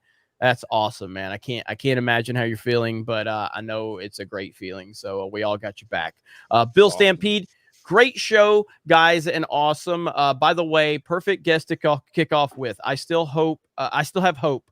We can still turn this culture around. We need voices like you guys. That's why I appreciate all of you. Keep up the great work. Let's go, Brandon. Absolutely. Thank you, Bill. I'm glad so many people are enjoying the show. We have a lot of plans for this show and other shows that we're going to be doing on Geeks and Gamers and other channels as well. And, with your support, again, that's why we keep saying the things we're doing in Boston and traveling and the Vegas meetup and the plans we have for Orlando. We can only do that because of all of you. And so thank you so much. And, we've been getting support on the website. The premium memberships are continuing to roll in. So consider supporting us over there on geeksandgamers.com for a minimum of $10 a month. And, we've the writing team has been really amping up a lot of their content, and that's only going to continue over on geeksandgamers.com. You're going to see a lot more content on the website. So I'm really excited about it. So for Canadian $13.99, Krista's Lobster. Krista left me in a trash can. How could you do this to me? I thought we were friends.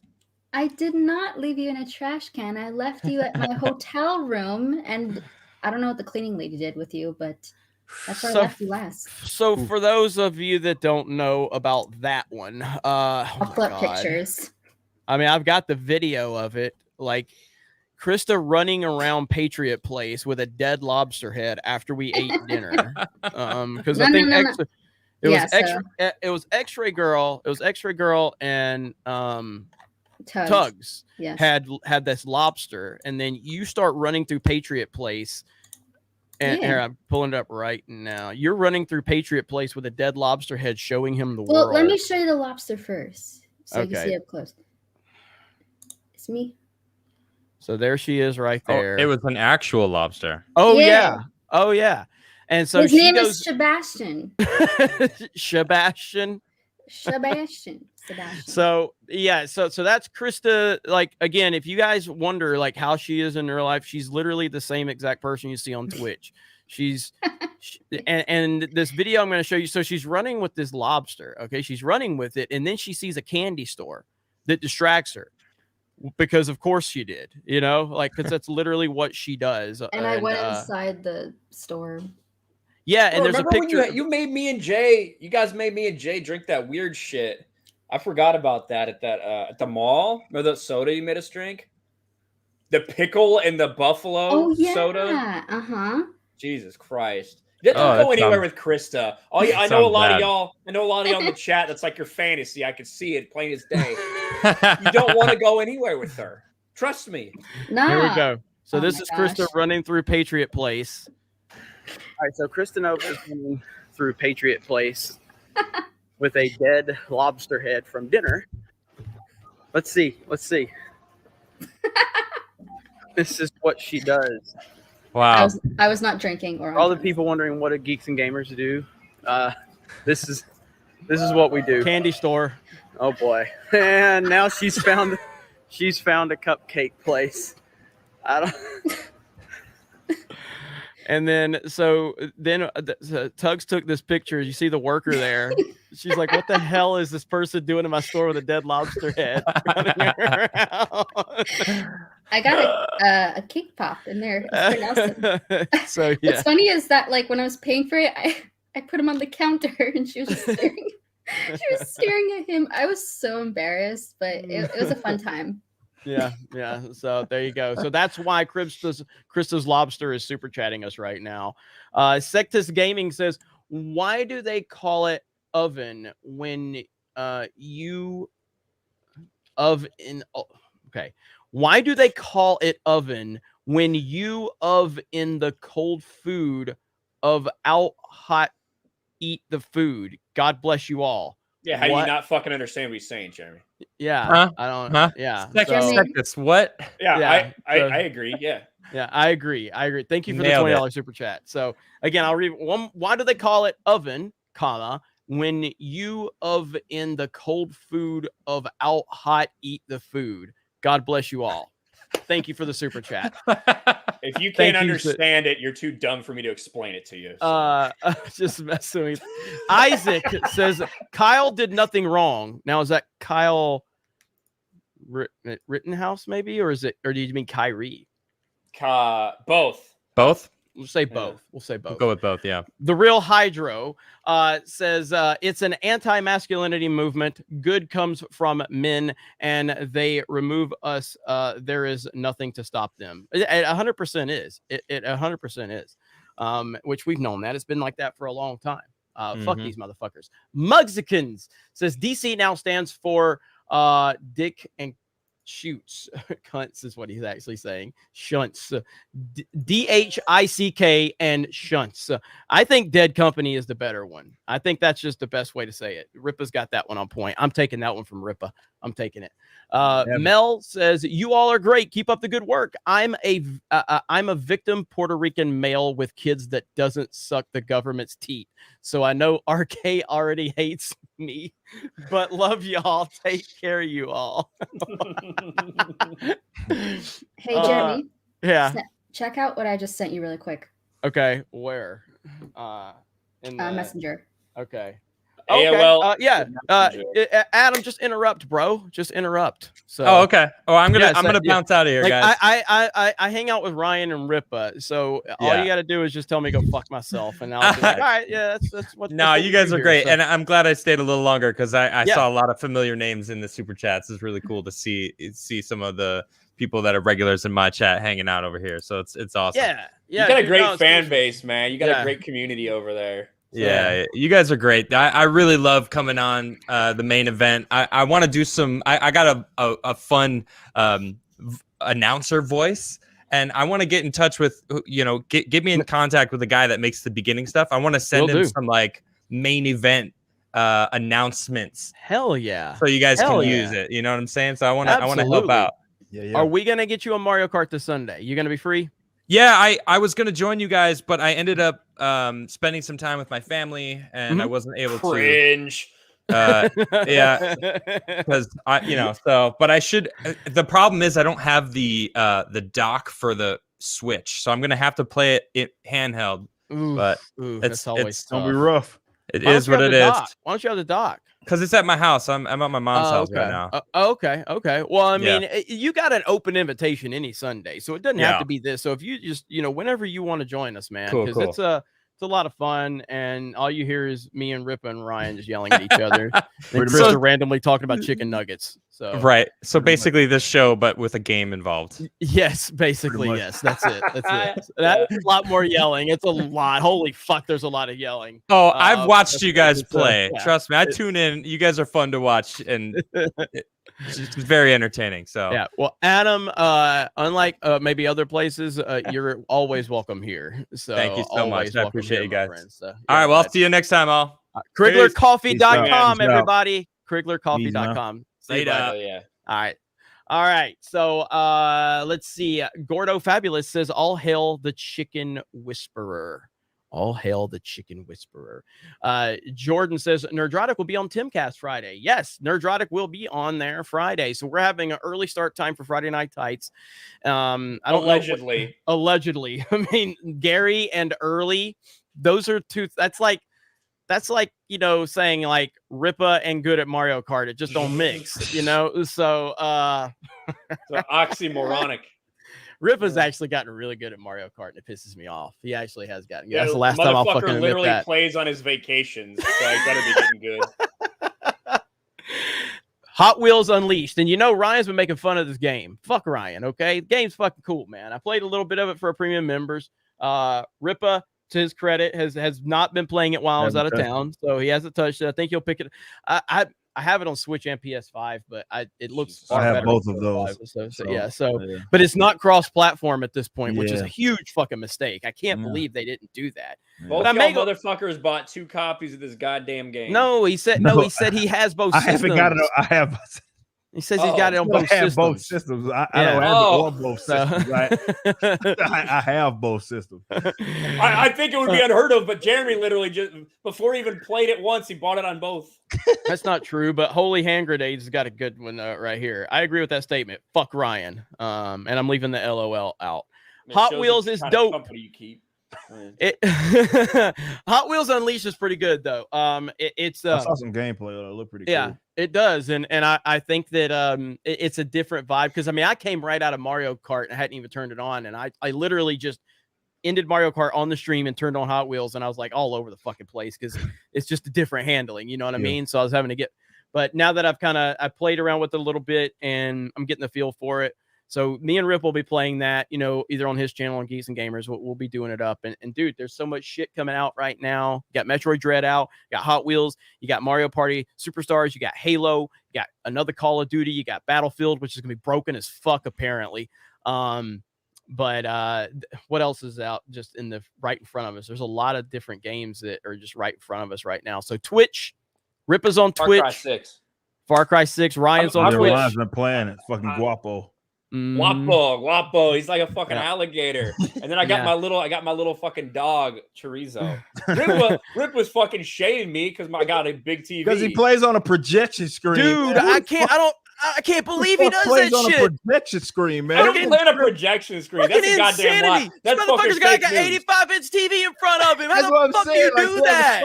It's like 70. The side of the screen is like a fucking projection screen. Fuck that, dude. Like, and it's like fucking 15 feet do that. the other way.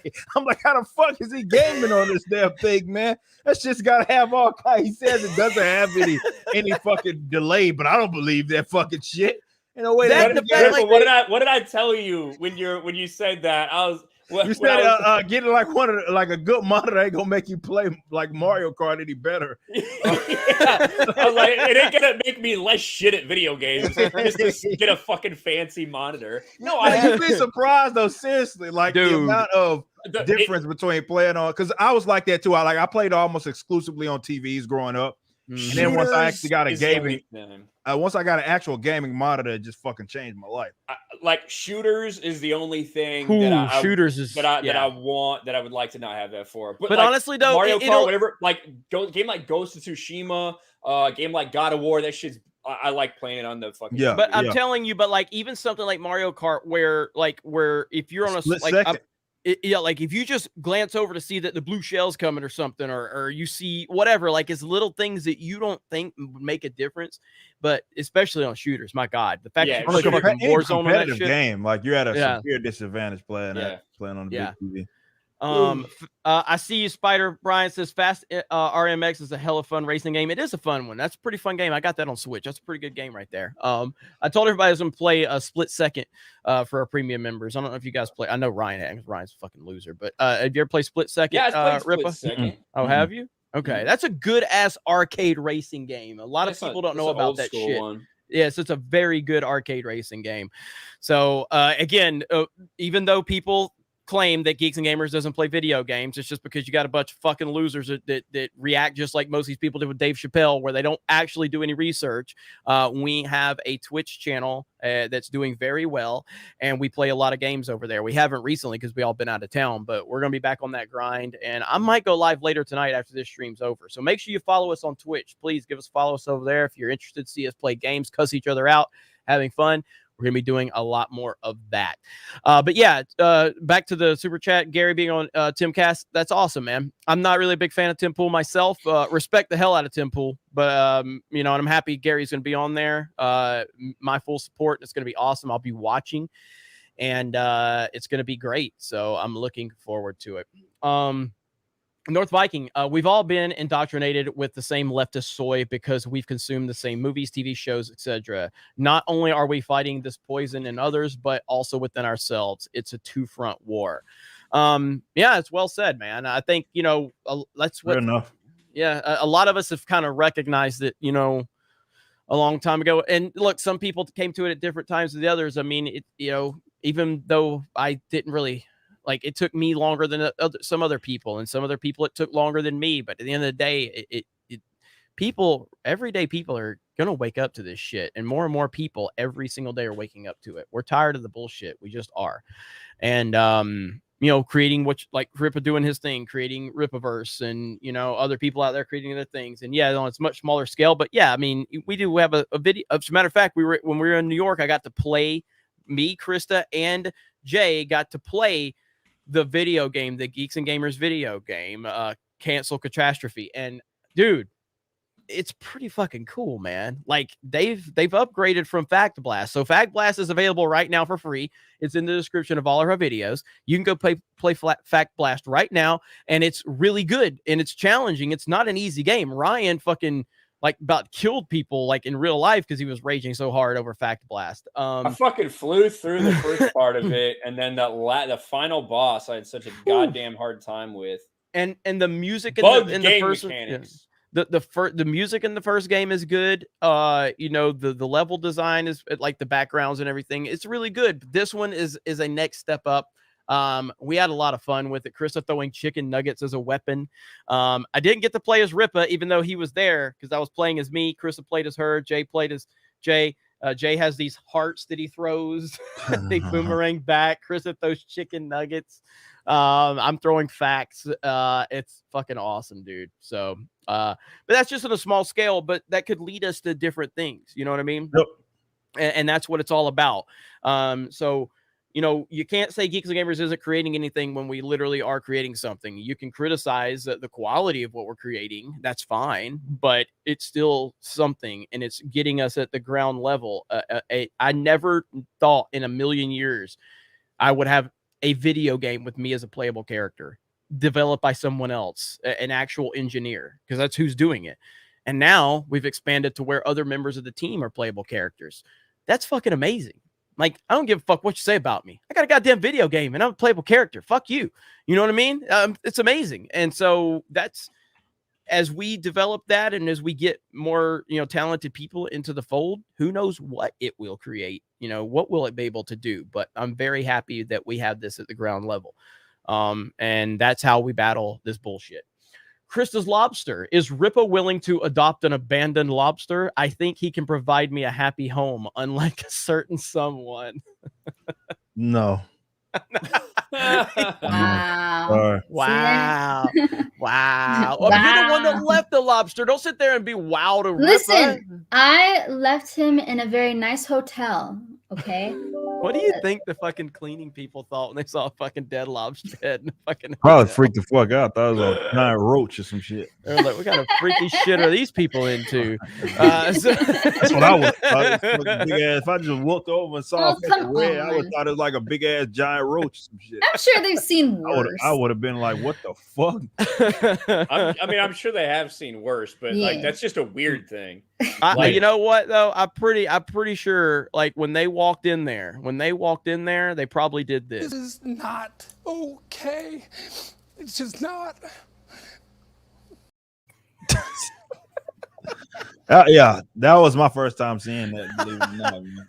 Dude, I can't believe you haven't seen that. I can't believe you haven't seen that shit. It got ratioed so bad from anything ESPN for a very long time. Like, but yeah, I didn't fucking know that. I mean, obviously I knew, but I didn't know. Did you see Randy Moss's reaction? Yeah, I know him crying. I did see his ass crying. That was pretty fucking bad, man. NFL hurts me. Like, so yeah, and then he's because he's so country, like it makes it worse. Oh man, that was tough. That was fucking tough, man. A lot of respect lost in a 5-second. Yeah, man, absolutely. that was rough, man. Yeah, this man said another man has big lips. This hurts me. Come on, dude. It's so fast. Yeah, man. Come on, you play football, bro. Like, what are you doing, man? Oh man. No more says. Mike doesn't understand Superman represents America. Talking about Cernovich. Yeah, I don't like Cernovich. I've always. Some of these conservatives out there, man, they're just so Rippa's 100% on point. They just don't understand the culture, and they continue to wonder why they lose. And it's because why are you alienating such a what Aubrey Huff massive said with video games? And like, yes, Yes. Like it's the same exact shit. It's like, dude, Yes. you're not helping anything by doing Not at all. Like, oh, you play video games, I'm out fucking women. You're like,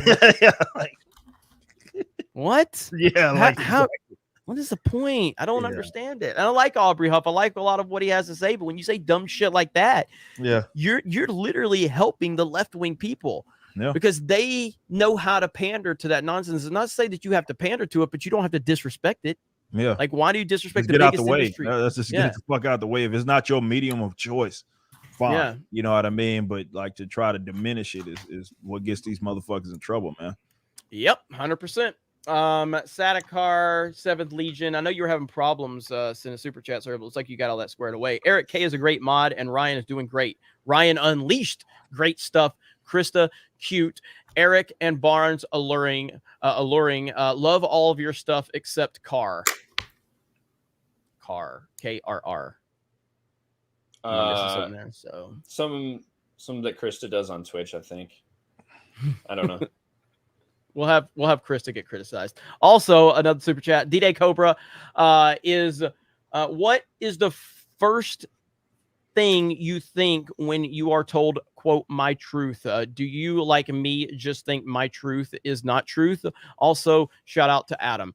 Well, when I hear my truth, I hear someone that is ignoring facts and they want to try to tell you what they want you to believe, but they hear the facts. So, like, for instance, when they want to claim, well, I won't get too far into like the like details, but let's just I'll stay off of that one. But the point is when I hear someone say my truth, what I hear them saying is I don't want to acknowledge the facts. So here's what I'm going to say. It's a bullshit statement. It's always a bullshit statement. I will never, ever listen to anyone that starts out with my fucking truth. It's a bullshit statement. It's an immediate obfuscation. Right. It immediately is saying, one, I want to hear what the other person's side of the story is, because like just you acknowledging that means that you aren't telling like the objective facts as you know them. You are telling like immediately, not only from a biased point of view, because everyone is going to have a biased point of view in some way, shape, or form. We're not fucking robots, right? But you're saying you're specifically going out of the way to tell them a skewed perspective. Like that kind of vocabulary is a warning sign.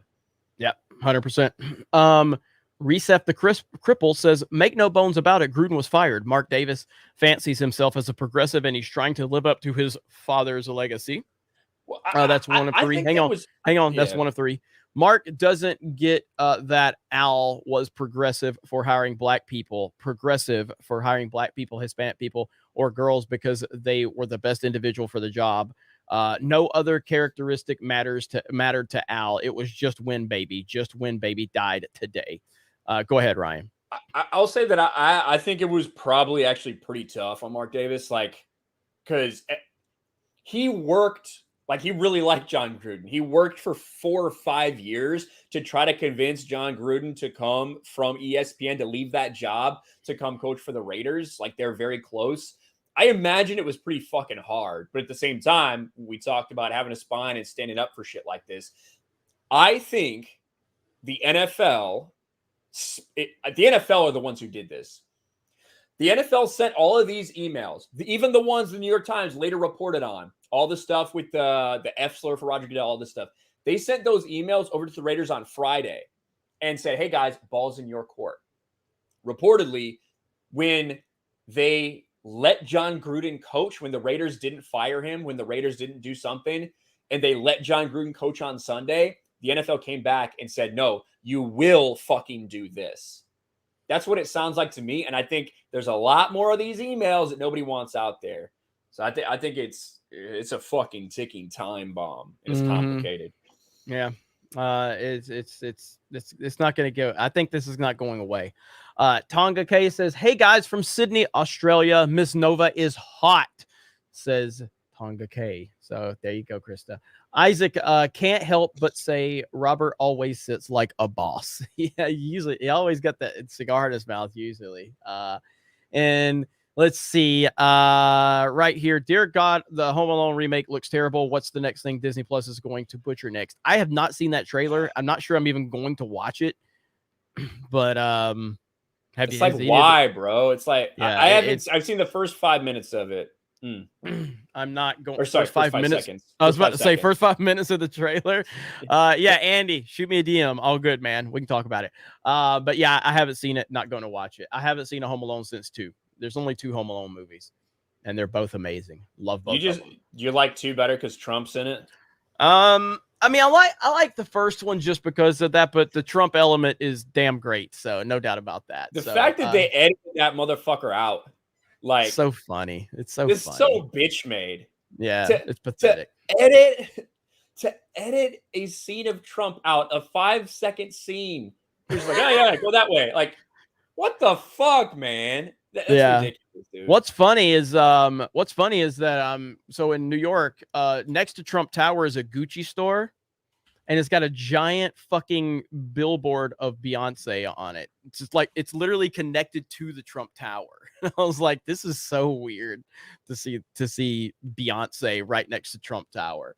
The Vigilant 25 months as a member. Holy shit. Wow. 25 months. Thank you. There's Dr. Rachel Lindbergh becoming a new member. Disillusioned Man. I got that one. Congratulations to Limus for coming out as a woman. We got a $2 super chat. My Crigler coffee ship today. Woot. Buy some. Yeah, he's got a huge fan base. That's awesome, man. I love seeing it. JD becomes a member. 3 months. Nick says, what are your thoughts on the GTA Trilogy Definitive Edition? I have a feeling that even though they're old games, they'll piss off the woke media. I've never been a big GTA guy myself. I mean, I respect the GTA franchise. I think it's a legendary franchise. It's broke all types of records. Every time a game comes out, it's, a big deal. But I don't really play GTA. Do you? Either one of you guys play GTA much? Yeah, I mean, I played every one, and obviously I've done my rounds, or I go through my stints like GTA Online when I play it. But yeah, I'm big in the GTA. Yeah, like I don't know exactly all the details about it. I do remember, and I've played basically every GTA I think that's come out. I think that we heard rumors about them like modernizing some shit in this. Do you remember that, Ripa? Yeah. And if there's any of that stuff in there, bro, it's not. What are you that's doing? the problem. If they by modernize, if what they mean by that is some retarded shit of like basically trying to stray away from the uber offensive stuff that they've done in the past, then it's no longer GTA. Yeah, like at that point, it's not it, GTA. man. Like that is why. That is half the reason why these games, at least half the reason why these games are as big as they are, because of the outrage that was created by the fact that I could pick up a hooker and go fuck her in my car in an alley, and then I could murder that bitch and fucking steal my money back. Like, like that shit is, and the attention that it got, the outrage that it got from, ironically, like these people on the right, holier than thou back then. Now it's the left. The scenes, right? Yeah, it's weird. Now. That's weird, right? That the shoe kind of on the other foot now.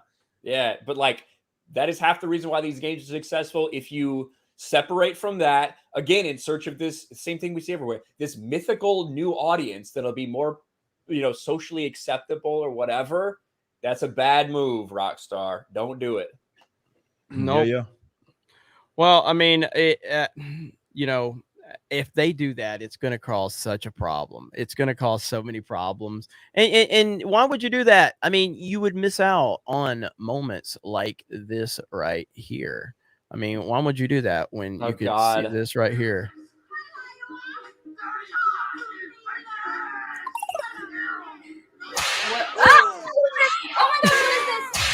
Like I said, I don't know anything about this game other than it's just a lot of bad words and you do a lot of bad things. But I'm going to be a respectful citizen. Huh? Oh. What am I supposed to? Oh! Sorry, I'm not good at driving. I'm still going through my learner's license. I'm so unused. Is hi. Ooh. Oh. I didn't mean to. You already committed now, Krista, so you got to open his ass. Go ahead and use it. I'm confused. No! Oh no, I got you. What? Really? You just laid there. I'm so confused. If you want to see that video, all you need to do is search Geeks Gamers GTA. This shit's great. Perry Chan actually edited that together and did a fantastic job. Perry Chan is he's the man, dude. I remember when we were doing those streams and like, because I remember we like got a thumbnail ready and got a stream ready to go, and Krista bought the wrong fucking game. She bought GTA 4 instead of GTA 5. I did. She's Canadian and Italian. She doesn't understand Roman numerals. So couldn't figure it out. No, the best part was like the whole chat. All they wanted was for her to find a hooker. Yes. That's all they wanted her to do. I think I got this part. She clip tried right here. for a long time. Right here. Dun, dun, dun, dun, dun, dun. There's a small hooker now. Why does everyone have a broom outside? Oh, there's right. Come inside. I got cookies. Oh God. Come inside, Mama. Oh, Jesus is watching me. Okay, so she wasn't a hooker, I think. Is that a hooker? I don't know. Come inside, Mamacita. I'm going to hell. Where are the hookers? That one? I don't know. This is so. Oh, there's one. This is That's awesome, a hooker man. for sure. This is good grade A content. 100%. Wait, what is she wearing? Come inside. What's happening? I just want to go see a hooker, and she's not coming in. Oh, there's one. Come. I'm just scaring them. Come inside. How come they're not coming after me? Why are they so mad at me? All I want is a hooker. Hi. What happens if I like punch her? I don't want to do that though. Which one is dressed the most weirdest? Okay, I'll go after you. Oh, I'm so sorry. Ah! Oh, I took this one shot. Oh, hi. Oh, I feel so bad. Oh, there's a hook. All right, if you guys want to see that, you can watch the whole video. Holy That's great. shit. Ironically, That literally every person who's ever played a GTA game at any point in life has spent about an hour trying to do what you were doing, Krista. No lie. Oh my So gosh. that was some premium early Geeks and Gamers premium content. The question is, do you want to see that on premium again? Because Krista, we can set that Oh up. yeah, I'll So, do it. Absolutely. Yeah, so I and then miss we can do that. Yeah, so I think we may have to do that, Krista. So I want to see 5 though. I want to see Krista do 5? 5 and like the opening sequence, Ripple no with Lamar. Like that's what I want to hear her react to that. Oh my gosh. Oh man, I think she played 5 though. I think she went and got 5 after. I think she has played 5. Yeah, I think she played did. 5. Yeah. Yeah, Play with Franklin Yeah. and Michael. I'll do this. Did you get to Trevor yet though? If you haven't got to Trevor yet, you haven't played GTA 5. Okay, well I'll have to revisit and see. Good stuff right there. Yeah. So thank you for the super chat. That might lead to some Geeks and Gamers GTA premium content from Krista Novva, and then she'll probably play it on her Twitch channel too. So that was good though. That was a damn good video, and Perry Chan just such a damn good editor, man. I have bought GTA 5 like 3 fucking times. These motherfuckers are unwilling to give me 6. How many times? I'm not buying anymore. But how many times does a person have to buy? If I bought it on PlayStation 3, I bought it on PlayStation 4, and I think I bought it on crazy how long that Xbox game and tracks PC. back, man. And it's making more money now than it Yeah, did. it didn't ever. 8 GTA years ago. Online is so lucrative. That's why they haven't made another one yet. Yeah, making too much money. Let's see. Hang on. Yeah, and by the way, Ripa, if you need bounce at any point, man, let me know. Like it's all good. All right. You know what I'm saying? Yeah. So it's all good. Because we're just gonna run through these super chats and then try to wrap it up soon. So fantastic Mr. Knox says game journalist saying Metroid Dread is hard. At least it separates the noobs from the fans. Think that's tough. They should play ghouls and goblins. Holy fuck. That was next level. Well, no, so I think I have heard like some of the left-wing journalists complaining about it, but like I've heard like the legit Nintendo channels I watch, and they say it as a compliment, but they also talk about how they just don't think Metroid Dread's going to like sell gangbusters like a lot of Nintendo's games on the system, because it's just so fucking hard. So I can't speak to it yet. I haven't played it that much. Krista, how much have you played it any, Krista? I played it for a good 10 minutes. Okay. Yeah. There are some parts where they're, you have to probably redo it like a couple of times, but you get used to it. You get the hang of it. It's the atmosphere is good. The Yes, graphics it's are really good. beautiful. Everything. The sound is awesome, and actually has a female character that they don't have to remind you every 32 seconds that it's a strong female character. And if you don't acknowledge her as a great female, then you're a toxic man baby. They actually just allow the character to be the character. What a crazy thing. The amount of people that when I said who's Samus to your fucking your tweet. Oh god. Did you see that when you were like, I can't believe we're just figuring out that Samus is a female character. And I'm like, who is that? A bunch of people are like, I've never read Metroid before. Fucking r/sarcasm. Jesus Christ. SVD girl says the wig is about the filter that Krista did where you had blue hair. Yeah, the blue. You want to show it? Not really, but go ahead and pull it up. I mean, it was on Friday Night Tights. So. Go ahead. That's fine. Benny Canuck says, I heard there's a new Roy in town. If Ripa loses to this mysterious competitor, he has to retire King Roy forever. It's a fake. It'd be like that sometimes, though. Fake Roy. It ain't no real Roy. So I thought it was you. Clone. Ripa, just so you know, we were thinking about you in NYC at the Nintendo store. Me and Krista both asked them if they had any Roy plushies or T-shirts or anything. They didn't have no Roy merch. We didn't. Frauds, man. Disrespectful. A bunch of frauds. All right, Krista did this. I had no idea she was doing this shit. So there we go. I am in New York right now having a great time. Trump 2024. Jeremy has a new look now. What are you doing right now? Right now having a great time. Trump 2024. Jeremy has a new look now. Wow. It looks way too close to being real. That's what's scary about these fucking filters. Like if you don't look at it too close, you know what I mean? Holy shit. So that's what it is. SBD girl says, Jeremy, I tried sending you something on Amazon to your PO box, but it says the United States Postal Service couldn't complete the delivery and it's holding. I don't know why. There are sometimes for PO boxes, it's a weird fucking thing. Sometimes they won't do like delivery unless there's a specific street address for packages, sometimes from Amazon or like FedEx or whatever. It's fucking weird. Okay. I don't know. Yeah, I'll talk to you about it, SBD girl. I'll shoot you a DM on Twitter. We'll talk about it. Figure it out. Dave in his death beanie says there's a Let's Go Brandon song by Loza Alexander. If y'all are interested, I'll just check that out. I love this Let's Go Brandon thing, dude. I just hope it never. I hope it never lets up. So, North Viking, have you ever danced with the lobster head and the pale moonlight? Krista Joker. Yes, that's perfect. Let's see. 0 hour discussions with JM Cruz says DC equals dead company. MCU equals make cunts unite. LOL.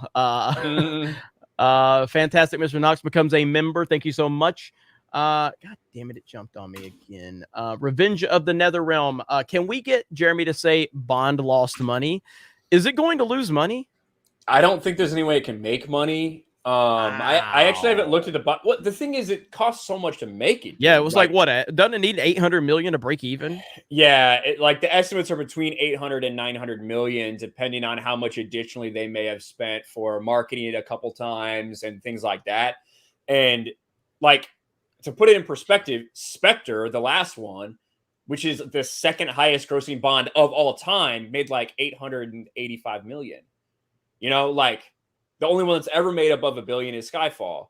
So it had a lot, you know, it needed to be a big one anyway. Now, I will say that people, I think, freaked out a little bit about the domestic market more than they should. Bond movies are weird because the internationally is where it makes 75% of its money. It always has been and likely always will be. And the audience for it is also different. If you've never been to a Bond movie in theaters, it's all fucking old people. It is. It's just an older audience. And I think like the amount of people who are over the age of 40 that watch this movie, it was like 35 to 40% of the audience. Whereas like for Venom, that same audience was like 8% of the demographic. So it's just different. And those are a lot of people who are a little more hesitant to go out at times as well right now. just because all the fear mongering. And there's a lot of woke bullshit that was surrounding this movie that turned a lot of people off. So fuck them. It's what they deserve. The marketing, I guarantee you that woke marketing, it wasn't near as bad as the marketing and like the way that these interviews led us to believe. But yeah, that has an effect when you fucking virtue signal like that. Yep. Well, we'll see. But I do have a new outro that I'm going to be using at least for a little while. Does everybody want to hear my new outro really quick?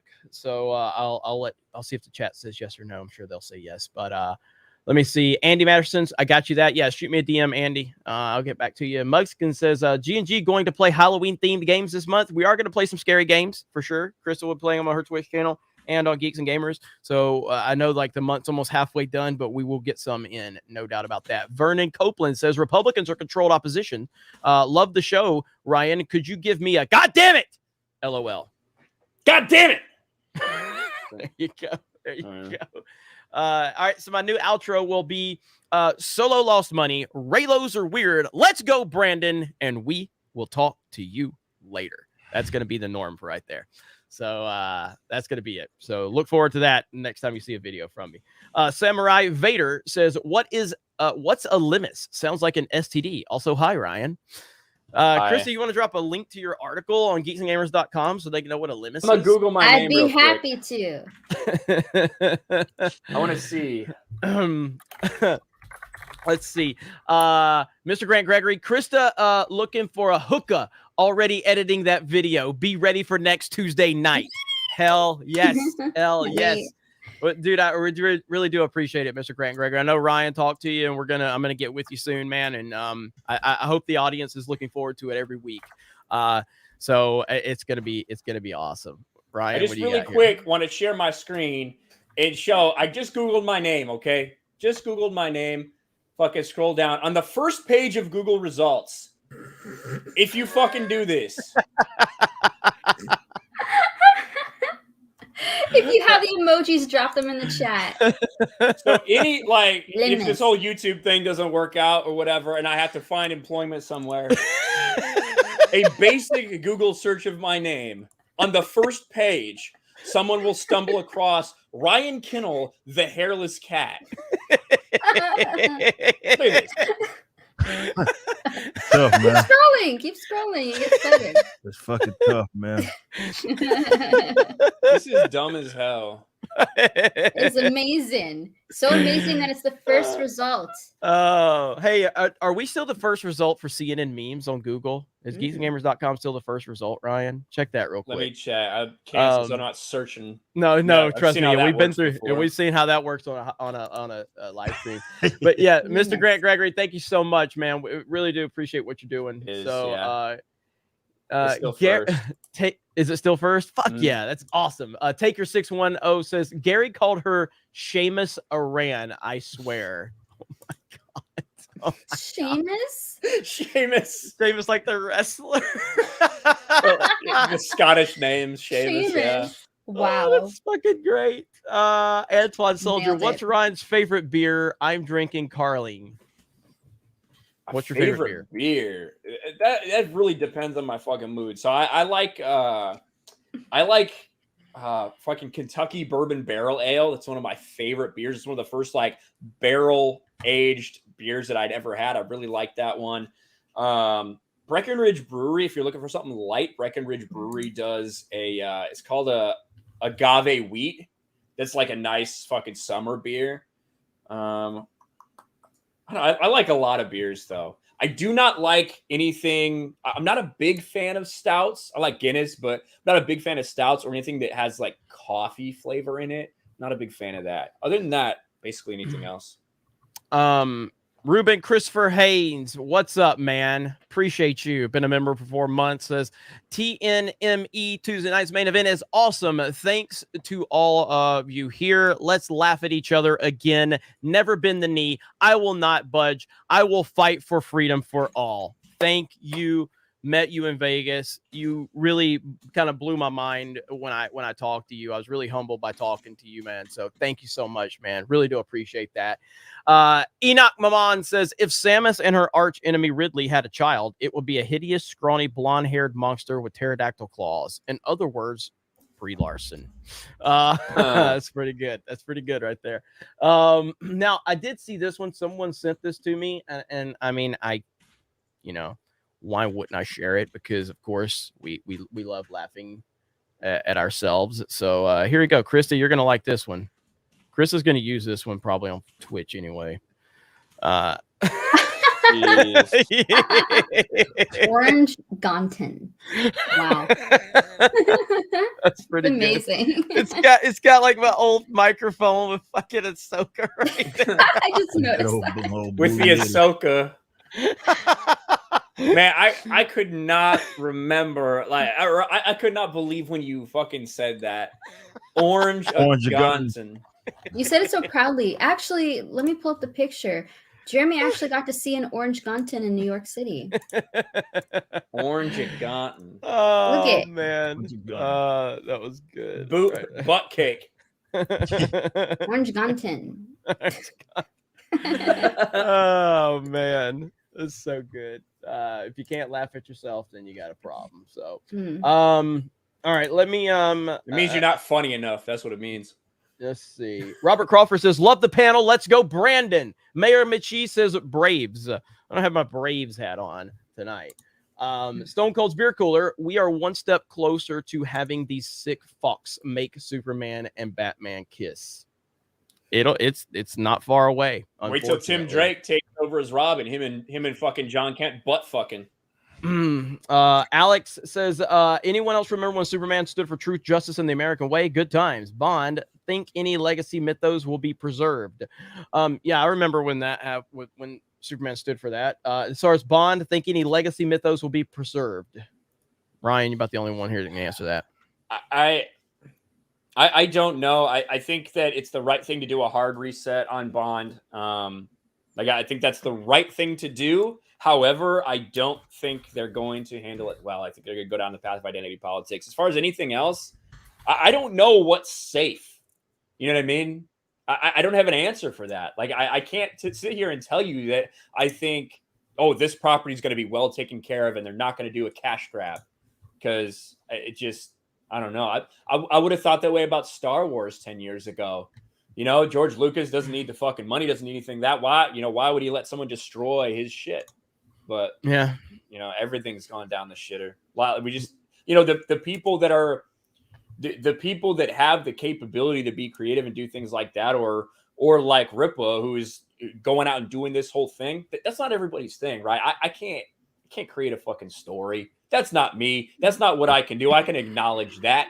So we do what we can do. We entertain you guys. We fucking criticize this shit. We make fun of this shit, whatever it may be. That's what we got to, continue to focus on. Yep. Yeah.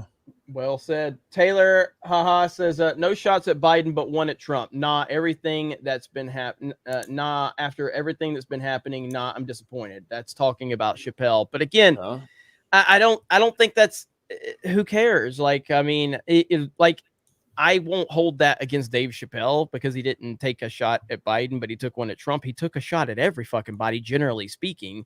Yeah, he didn't say anything about Biden per se, but he did. He took shots at everybody. Again, a lot of Dave Chappelle, I feel like he and I, if we sat down, we'd have some massive disagreements. Okay. Massive disagreements on a lot of different things. I didn't like how much he pandered to the George Floyd stuff, but at the end of the day, that's who Dave Chappelle is, man. He's his own person. And I respect somebody if they're their own person, even if we don't agree on a lot of shit. And, there's a lot of shit that I think I have problems with him on, but I look at what he does and how nothing is off the table. He goes after every fucking body. I laugh my ass off at that Pence thing. Yeah, it was funny as fuck. Where he's like calling Mike Pence a closet gay, and he's like, he's not one of those pride gays. He's one of those gays who hides. He's one of those gays who's sad about it. Who prays to Jesus every night. Lord Jesus, please make this asshole stop looking good to me. Help me, save me. Like, that shit was fucking funny, dude. Like, yeah, it just was. It doesn't matter. Like, that's the thing about comedy. People need to stop being offended about that shit when its purpose is to make you laugh. Yep, and that's what it does. That's it. Full Grown Man says anarchism is curing cancer. If cancer is cured, there are still many other sicknesses. At least one is cured. Hooray for anarchy.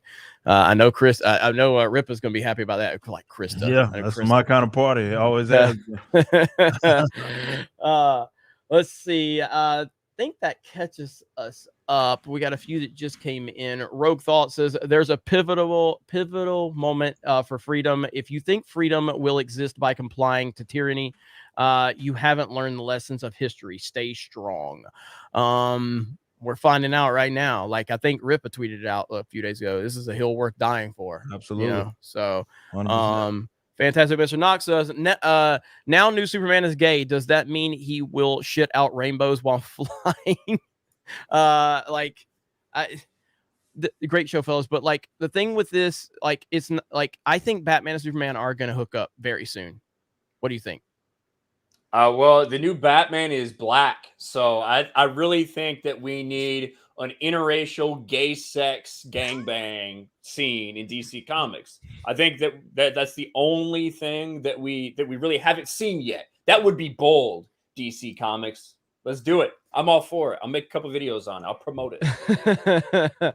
It's just crazy, man. Nick for 5 says it'd be amazing if the game had Donald Trump and Ron DeSantis as playable characters. That's probably a little too direct political. It is a Geeks and Gamers video game, not a Jeremy video game. But there is a lot of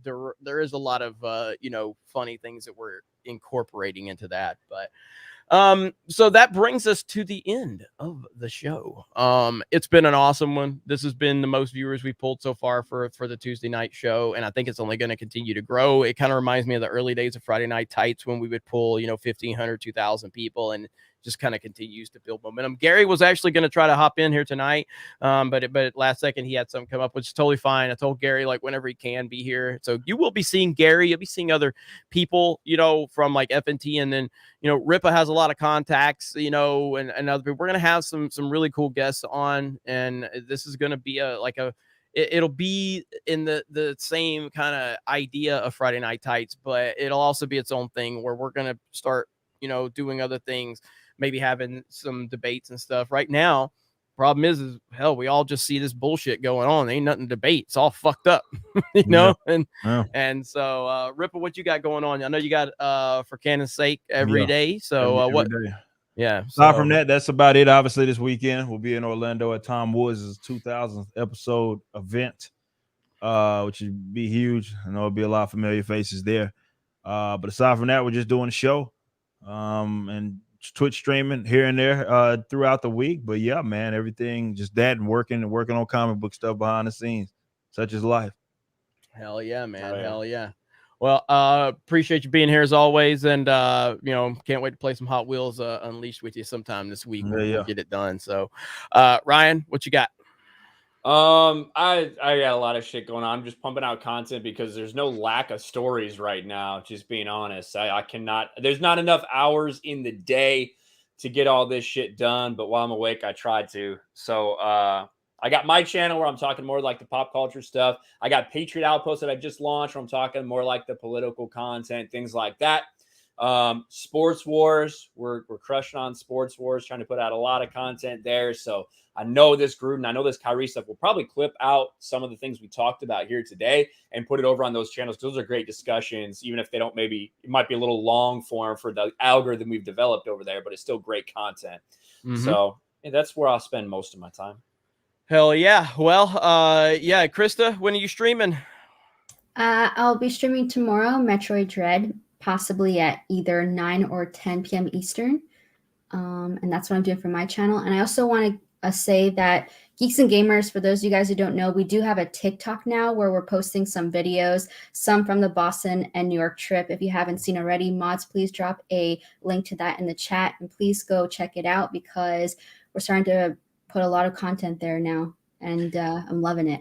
Yep. I mean, it's just a whole different dynamic. It's another platform. I know a lot of people don't like TikTok. I've actually seen if you scroll through TikTok, it's actually some really funny shit over there. Some really funny political shit, like pro-Trump stuff over there. Yeah, shockingly there's a lot enough. of stuff like that. There's a lot. I mean, I know there's the narrative that it's just a bunch of crazy left-wing lunatics, but they're every fucking where, and there's a lot of them to laugh at on that fucking platform. But yeah, welcome to any social media platform. Yeah, but it's another platform. We're on there. We've had a few videos that really got it some traction over there. And until they kick us off, we'll be there, you know. But I like what we're doing over there. I like what we got going on all over the place. So we'll see you guys next week. Thank you so much. We'll be live for Call of Duty tomorrow over on Twitch. Either me or Ryan will probably be hosting that. And then Krista will be live after that over on her Twitch channel. So, yeah, a lot of good shit going on. We'll be playing a lot of games this week. And I'll see all of you later. Thank you for the support. Smash the melee button. Subscribe. Hell, I just refreshed and the fucking channel just lost like 250 subscribers on a refresh. So I don't know if another purge happened or some shit. It's so fucking weird. D-Day Cobra keeps growing. Geeks and Gamers keeps losing. I don't know what the fuck's going on. So, but anyway, have a great night, and we will talk to all of you later. Bye, everyone.